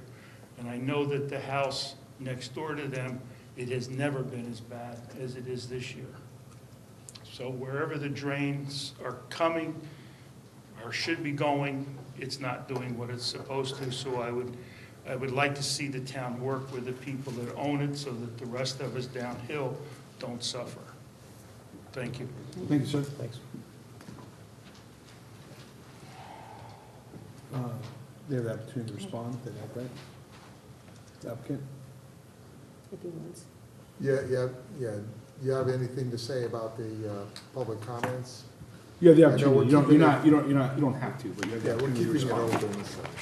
Yes, I already talked to my neighbor, and I get together them to get a solution, because the catch base I have in a property is a dead catch base for the rocks.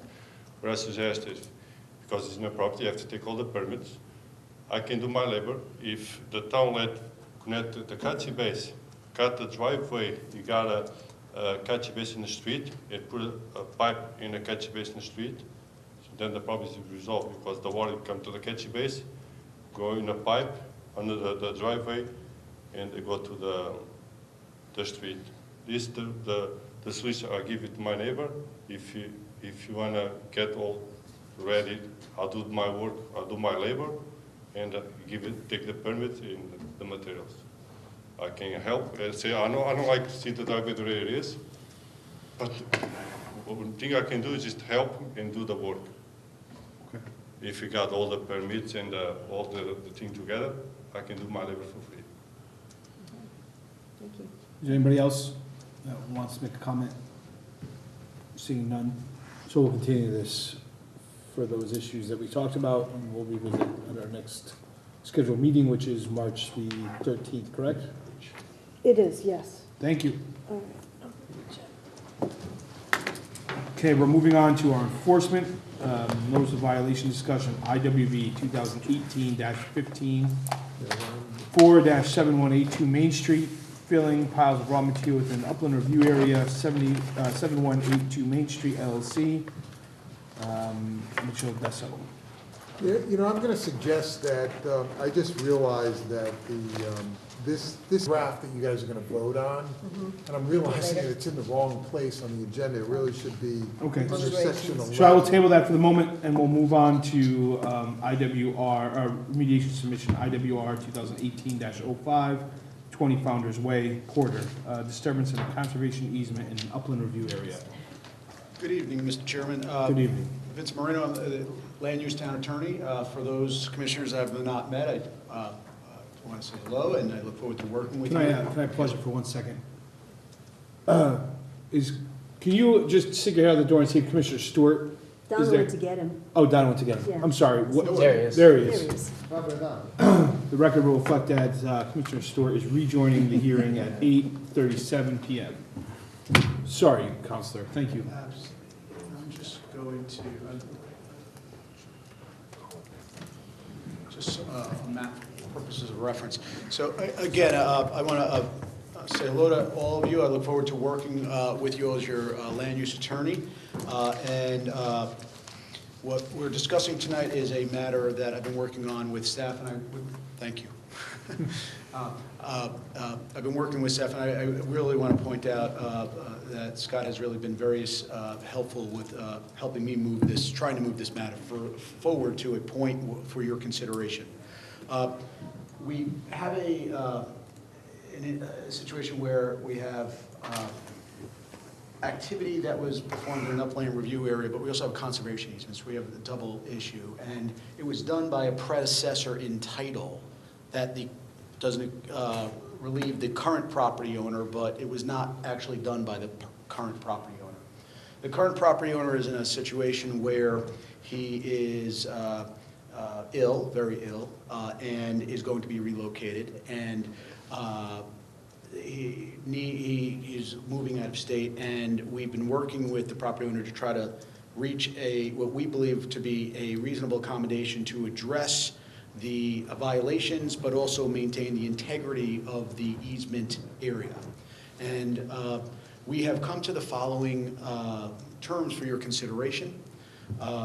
And for reference, the easement area, the conservation easement area would be defined by the dotted line that, thank you, right there. Along that area, the property owner would install a split rail fence to protect the conservation easement area going forward. And on post markers at every 50-foot area, there would be your wetland markers placed. The pool shed, which is in the lower part of the picture, will be removed from that location, or it will either be removed from the property entirely or relocated. And that will be done under an administrative permit.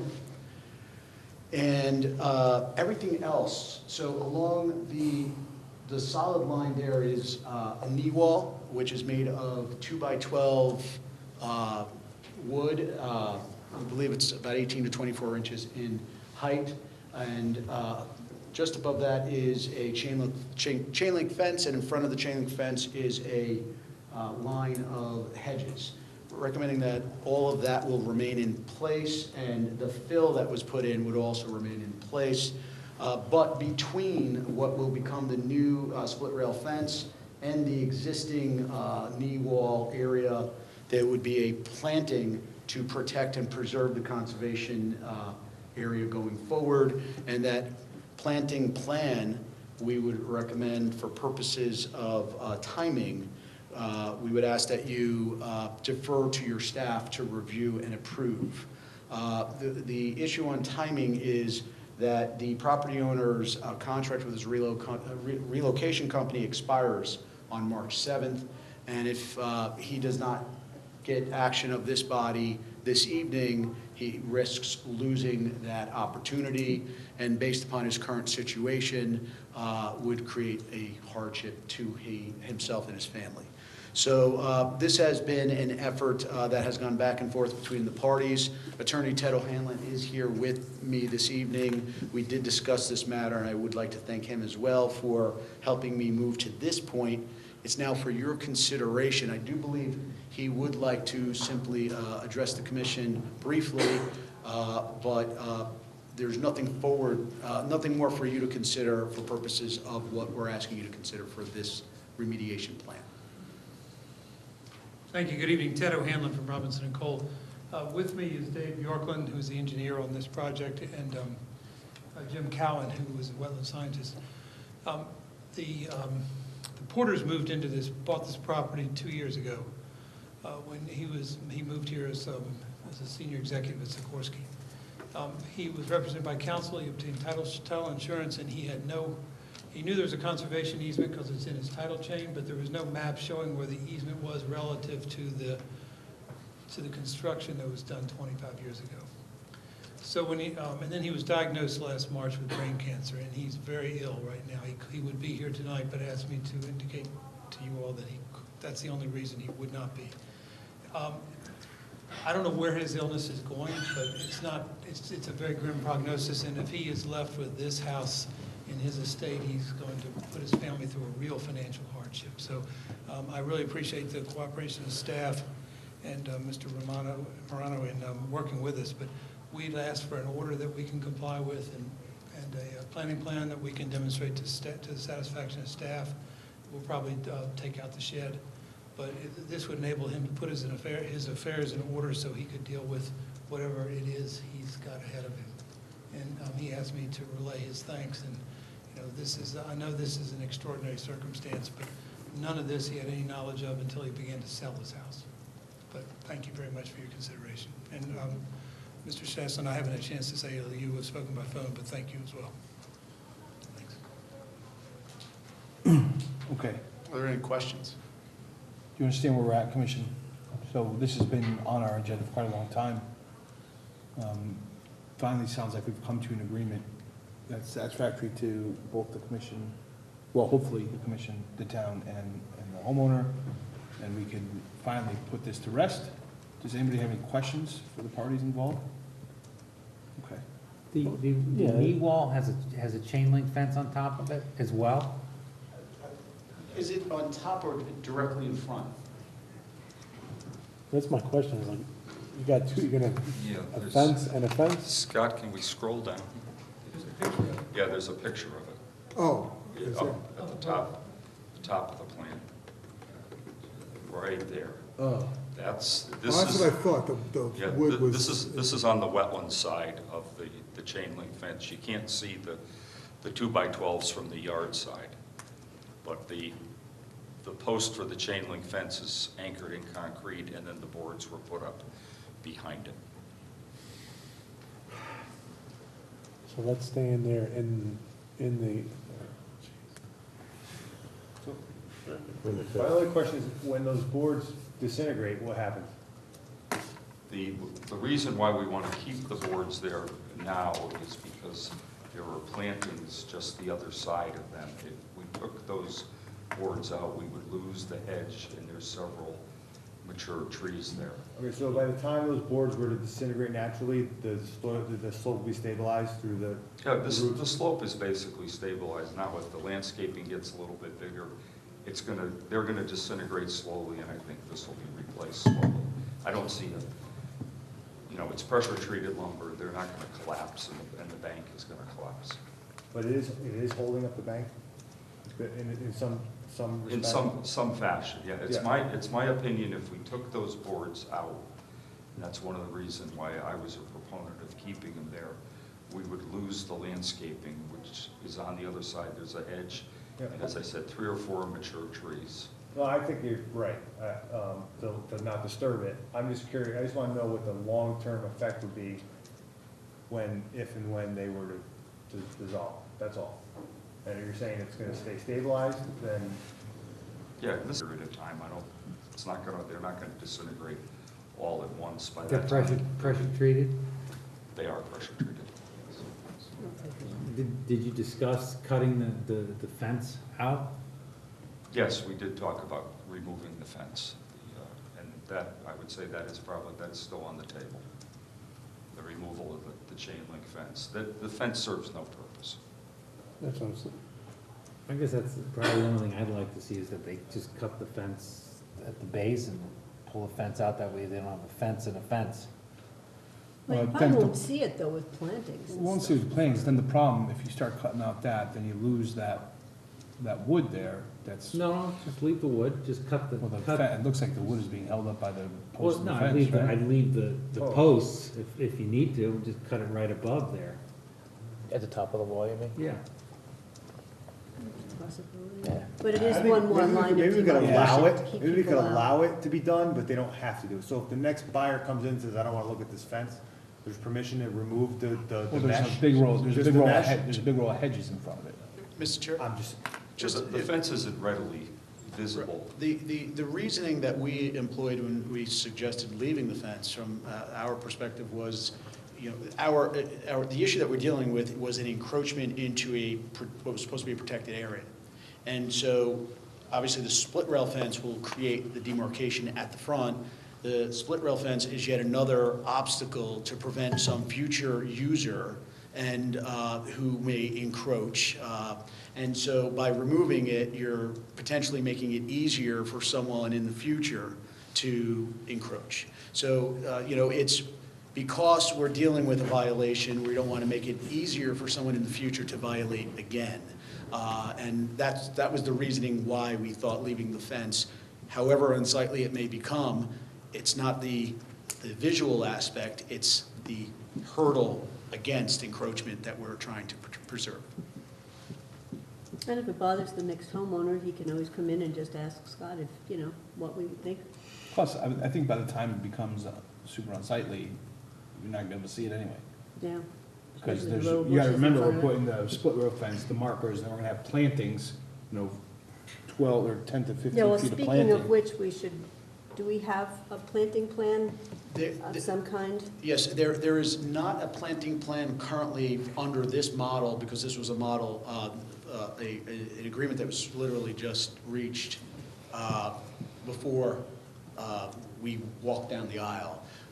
So the thought process being that there would be an appropriate planting plan subject to the approval of your staff.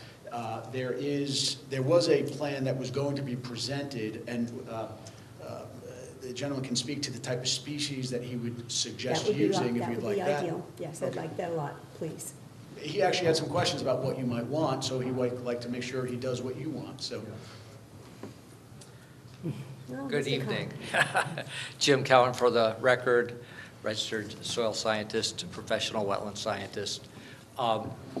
When we looked at the property, you'll see in green, I had proposed some plantings just to reinforce the natural area. But with the current agreement now, those plantings would be shifted to the lawn area behind the split rail fence. And so there would be different species. Basically, I would think, and since it is close to the house, that they would be native plants, but they would also have aesthetic value. So I was thinking of planting some good-sized flowering dogwoods, some amelanchiers, as well as flowering shrubs. And so having mixed size, but behind the demarcation wall, having some larger trees, and then have it various sizes behind that. So we would go with different species, since that is a couple feet higher and not in a wetland situation. So we'd be going more with upland species. I think of things like, and they'd also want to be shade tolerant, things like witch hazel, winterberry, arrowwood dogwood, or arrowwood viburnum, and some that get good size and well spaced. And also thinking of putting in things like bayberry, which are deer resistant. When I was out there, there was heavy deer browse on some ornamental hollies in the property. So I would want to get some deer resistant species in there also, as well as some that are taller above the browse line. And I'm open to suggestion in terms of density. I'd also think that some of the shrubs would be clonal, so that they would spread out on their own over time. And the idea being that we would do three things with the planting: reinforce the demarcation of the conservation easement, provide aesthetic value for the homeowner so they have an interest in the value in the landscape to maintain it, and then also provide a jump start for the natural development of the species underneath there. We're obviously not going to reforest it overnight, but it would be a step in that direction. And I'm open to any suggestion of species that you might have. From my opinion, the species that you called out all seem perfectly fine. The the removal or relocation of the pool house, the installation of the split rail, the plantings, I mean, to me, seems like it all makes perfect sense.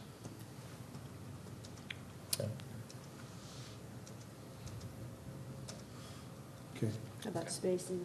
Do we need to be specific with that? Since we're not. I mean, I could throw out spacing, but I would leave it to Mr. Cowan to come up with spacing, whether shrubs at 10 feet or trees at 20 or whatever.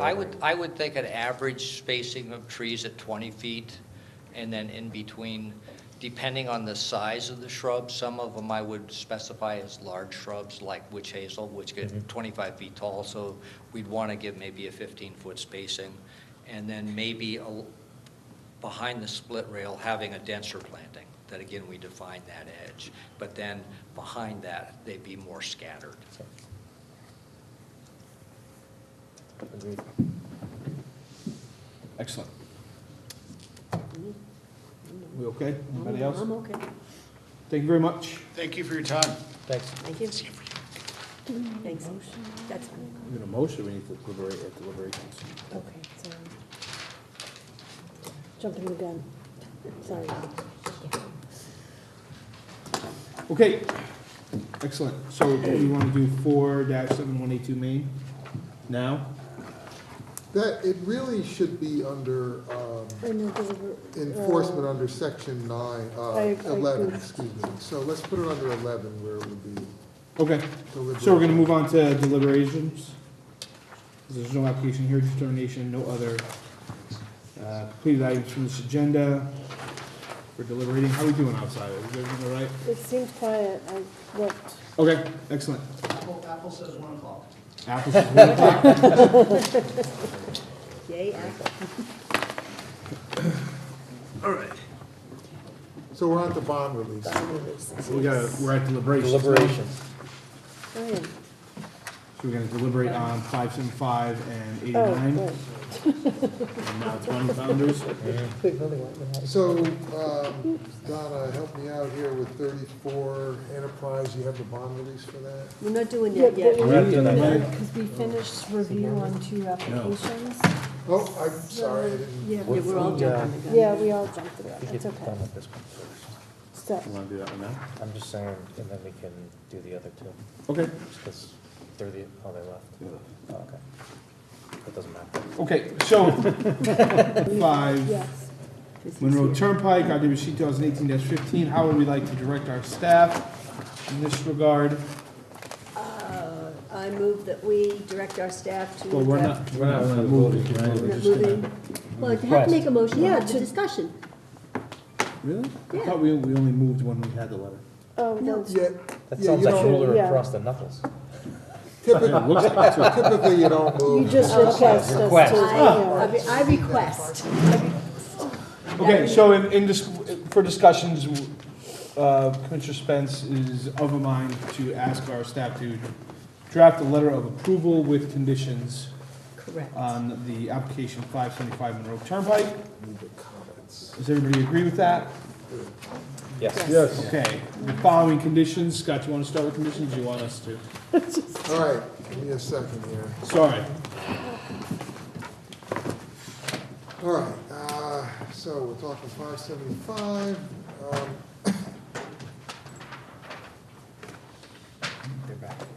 We'll do that. So the floodplain issue is resolved, I just didn't read that all the way through.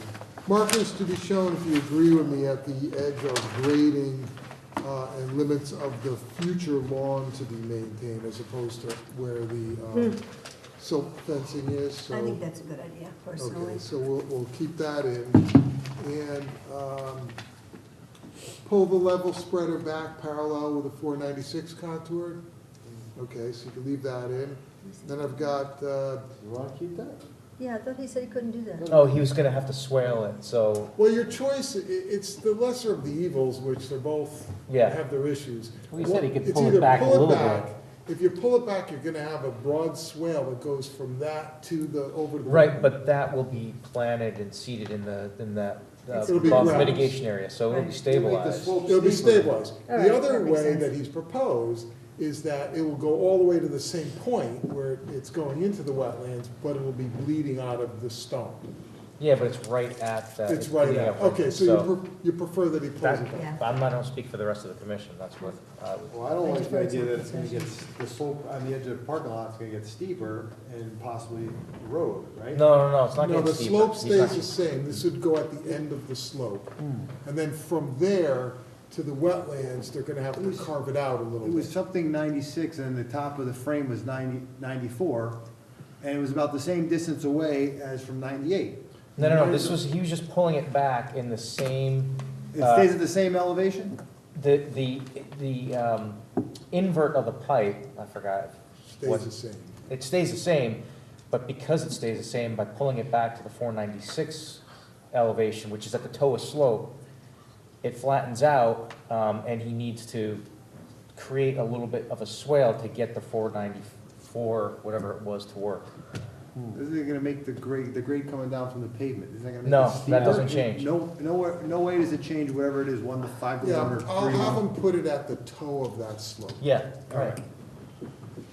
Okay, so we'll put the, pull the spreader back parallel, and I'll word it so it's toe of slope.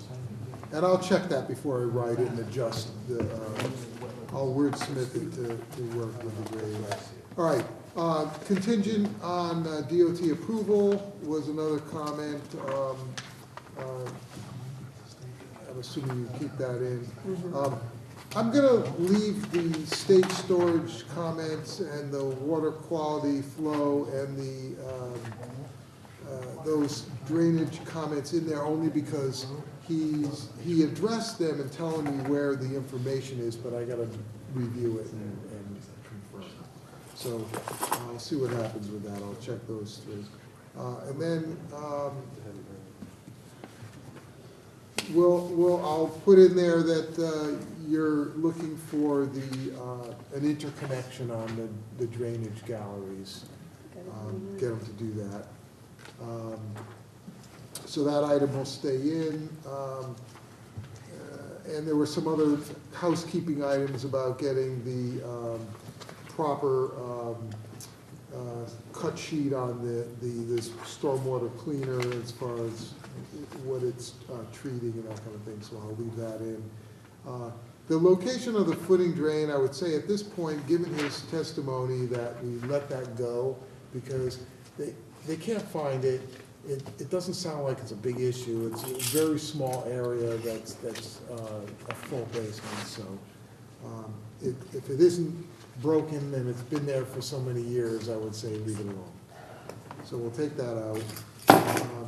And that really is the extent of what I had written down. It was an $11,000 bond. Anybody got anything else you want me to add to it? You got everything I had think that was written it. down. That was it. That's it? All right, so I'll prepare a draft approval for you, and you can vote on it at the next meeting. Thank you.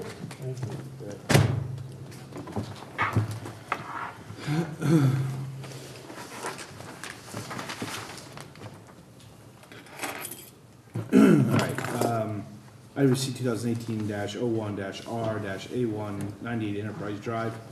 This one is sort of small. Do we just want to make a motion right now instead of going through that whole process? Is that possible? You guys okay with that? Yes. Yes. This is the one where they're Yeah, expanding, it's only an amendment. they're expanding the building just a little bit, right? Yep, yeah, that's fine. All right, I'll entertain a motion. Move to approve as presented. I have a motion by Commissioner Spence. Do I hear a second? Second.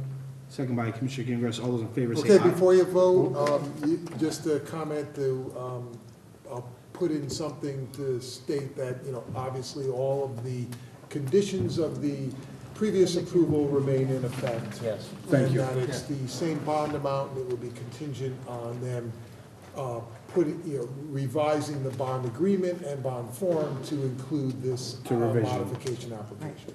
All right, thank you. Good job, Scott. And just to be clear, Lois made the motion, Clark was second. And also for the record, Jeff listened to the previous meeting. Yes, I meant to say that before. Okay, Yep. so he can vote. Okay. So we don't. Everybody else was here, right, for that? Yeah, I don't think we have any abstentions, do we? We just heard this today, though. No, that was just today. Oh, all right.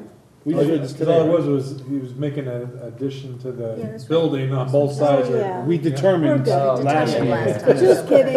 Okay. Excellent. And by the way, It's all on the the record. timing doesn't change because it's a modification. Right. Okay. Okay, for the record, the timing has not changed. So all those in favor of approving as proposed, say aye. Aye. Any opposed? Any abstention? Motion passes, application is approved unanimously. Thank you. All right, so we're on to 20 Founder's Way, Porter Disturbance and Conservation Easement and Upland Review Area. Again, I think I would like to entertain a motion on this remediation submission. So, I'll make a motion. we have a motion by Commissioner I will Shamus second it. to approve as proposed, and I have a second by Commissioner Spence. All those in favor say aye. Aye. Any opposed? Any abstention? Motion passes unanimously. Thank you very much.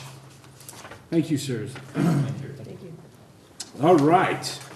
That was awesome. Can I ask a question? I know we voted on it. I was gonna ask you something. Oh, wait. Okay.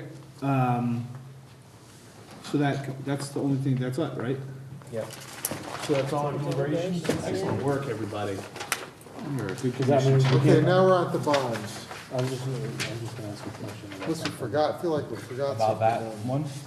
Oh, But not- no, we're as a not. vote, We're but- on to, the next item would be the draft for the, For 782 Main Street. yeah, set 4-7182 Main Street. I almost forgot that. It's You, a violation. you call it a day, or? deliberation. Calling it a night. Okay, so for the record, Commissioner Romano is, what's the word? Stepping out. Recusing? Recusing him, thank you. That just left me for a second. He's also Recusing for this matter, but he's also not going to be returning Okay. for the remainder of the meeting. Plowing all night anyway. Yeah, that's the thing. Thank you. Okay, so, last meeting, we requested that our staff draft a letter of approval with conditions. They did so. We've all received an electronic copy of that letter, and we all read it, correct? Right. Okay, Scott. Okay, so it's a 5-page letter.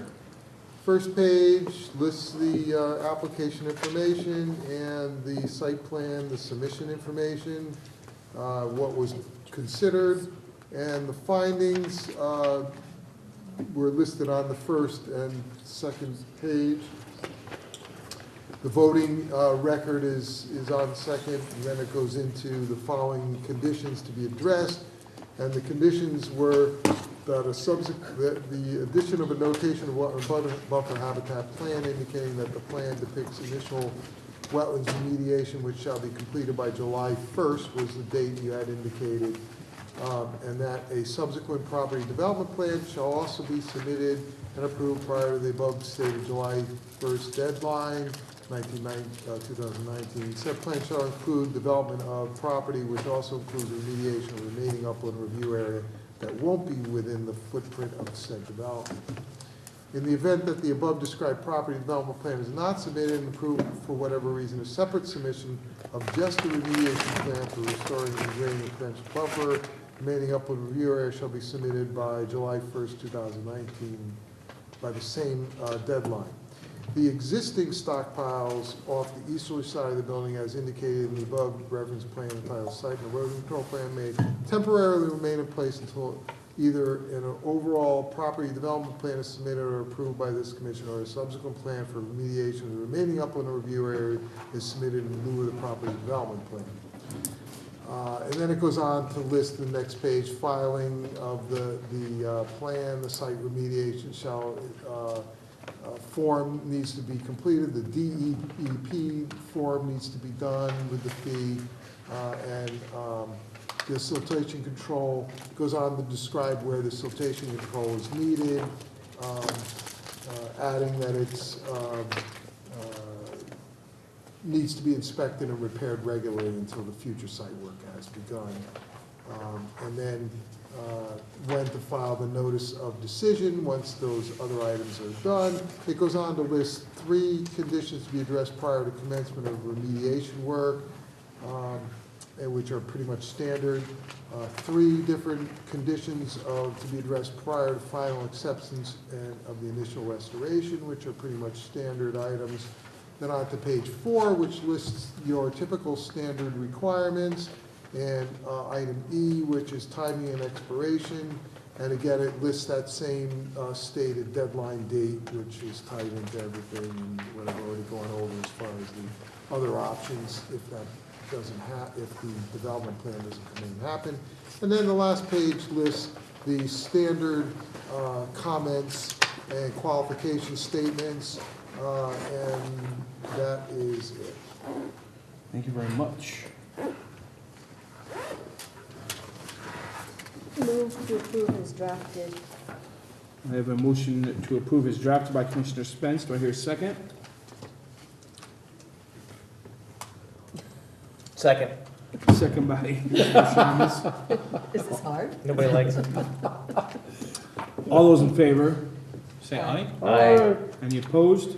Any abstention? Abstain. One abstention. Oh, and Commissioner Romano's abstention as well. Well, he's recused, so he's not Oh, voting okay. or That's abstaining. All right, Yeah. okay. Okay. So it's So the motion five. carries with one abstention. All right. Great work, peoples. Okay, we're on to bond releases, reduction, and reports. Did I give you a single? I have 2. Okay, so the first one is IWC 2016-04, A1, 34 Enterprise Drive. This is All-Star. Did you find 34? I didn't find it. Oh, do you want to borrow Willis's? So I sent you a bond release report dated 2/21/19, and it goes on to list the original bond of $40,000, the current bond of $10,000. We did a site inspection. There is still a punch list left. You can look through that, but most of it that involves wetlands is the wetlands plantings in the detention basin were either never installed or they all died. And the basin is wet, and it's not supposed to be wet. So I'm in the process of trying to resolve that. I'm getting some pushback from the engineer, but my analysis of the drainage calculations is that the basin should be dry, and as you recall, there was a period of time where they were proposing a wet basin, and they were putting a skirt around it to keep the amphibians out, because they're worried about it being a decoy basin. And so what they did was they came back to you and did away with that plan and went with a dry basin with plantings, so they didn't have to put the screening in, which they were having trouble finding and paying for because it was very expensive. So, but now the basin is full of water and not functioning the way it's supposed to be functioning. Yeah. Sorry. And the pushback I'm getting is that, oh, well, it's very wet season now. It's been very wet.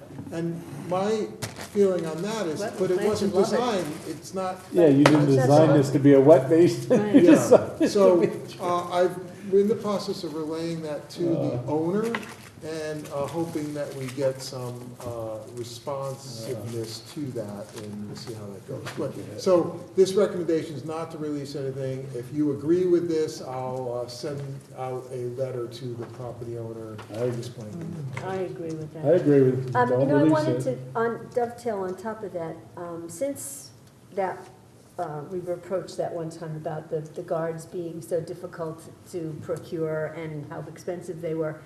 I've read several reports where a simple silt fence will do the job.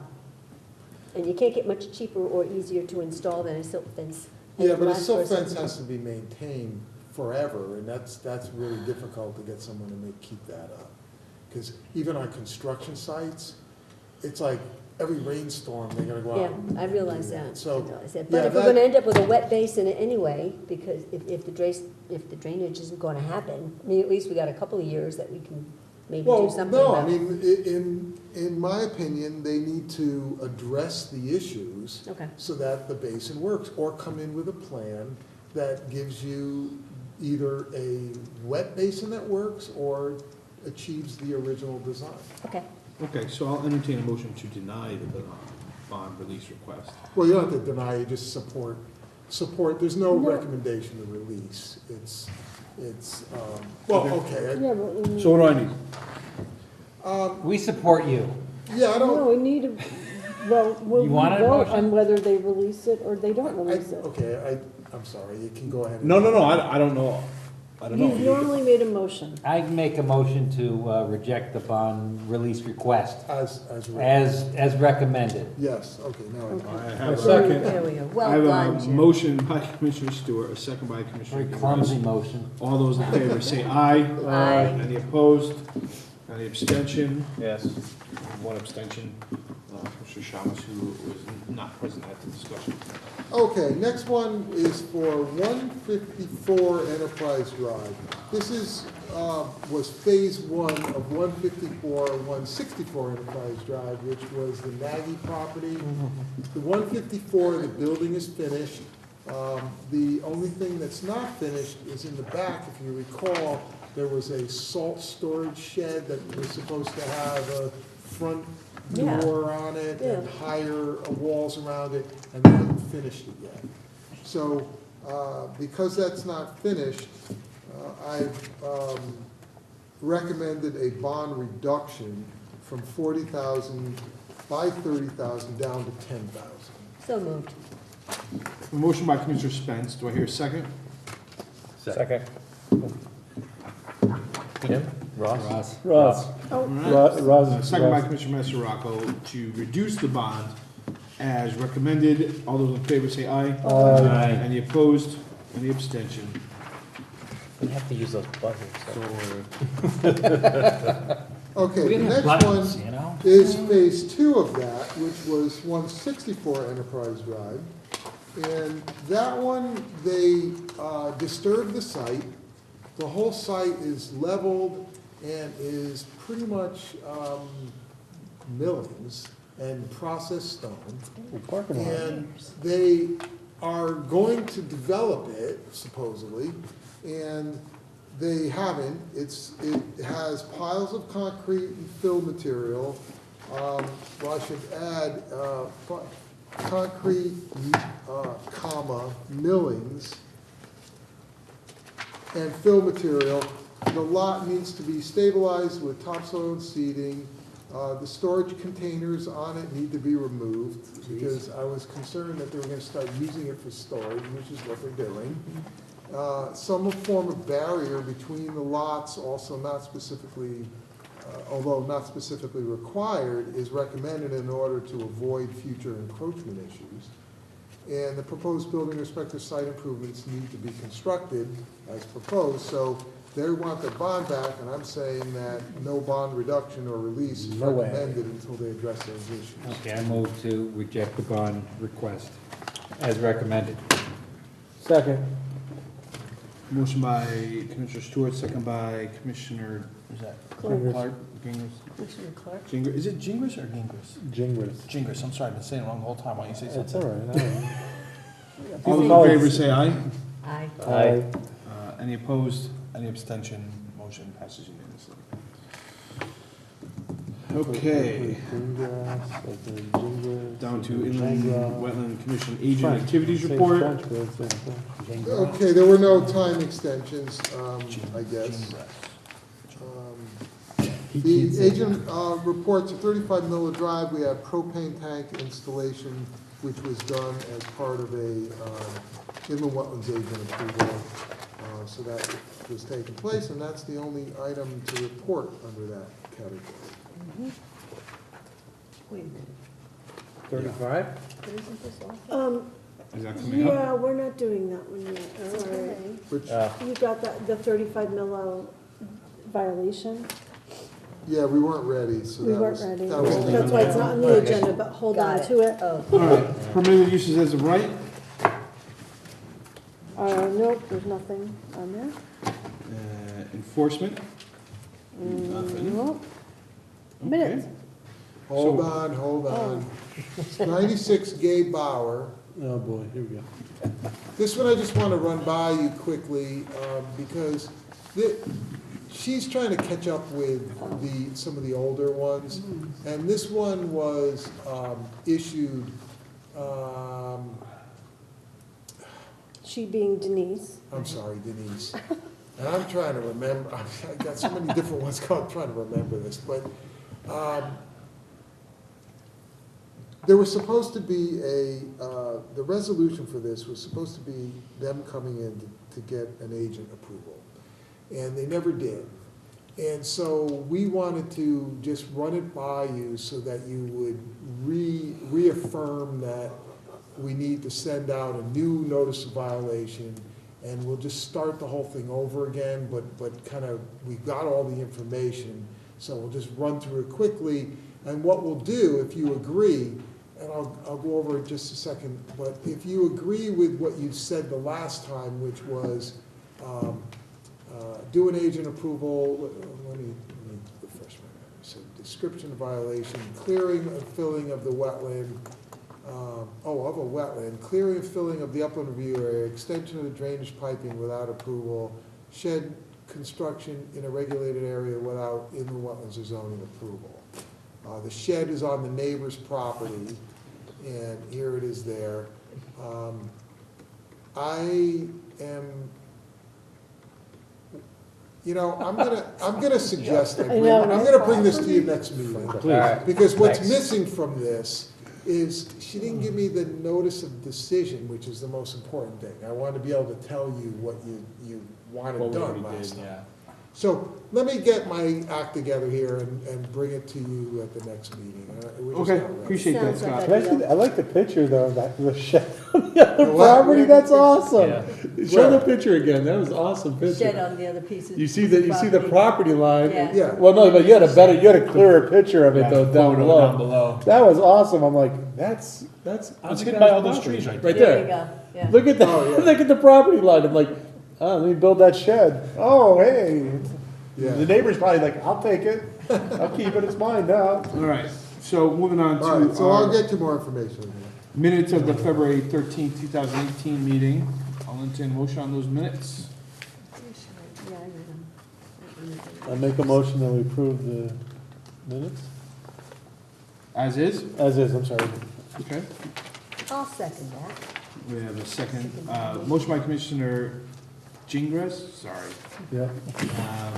And a second by Commissioner Spence to approve the minutes as presented. All those in favor say aye. Aye. Any opposed? Any abstentions? Abstain. Abstain. Why are you abstaining? Because I was outside for one. It was part of the meeting. Really? You have to abstain because of that? No, you don't have to abstain. You were there for the rest of the meeting. Okay, I'm abstaining from one part of it. Okay, so. I'm abstaining on principle. We have the motion. Take the lights off? What am I doing here? The motion passed unanimously with 2 abstentions. Okay, Anything from the regulation or public outreach committees? no. Okay. You know what I'm waiting for, need a motion. Go ahead, Clark. I make a motion that we close the meeting? Adjourn. Adjourn. Motion to adjourn. Oh, to adjourn, I'm sorry. We have a motion to adjourn by It's the same Clark. stuff. Any, do I hear a second? Second. All those in favor say aye. Aye. Any opposed? Any Abstain. abstentions? Adjourn.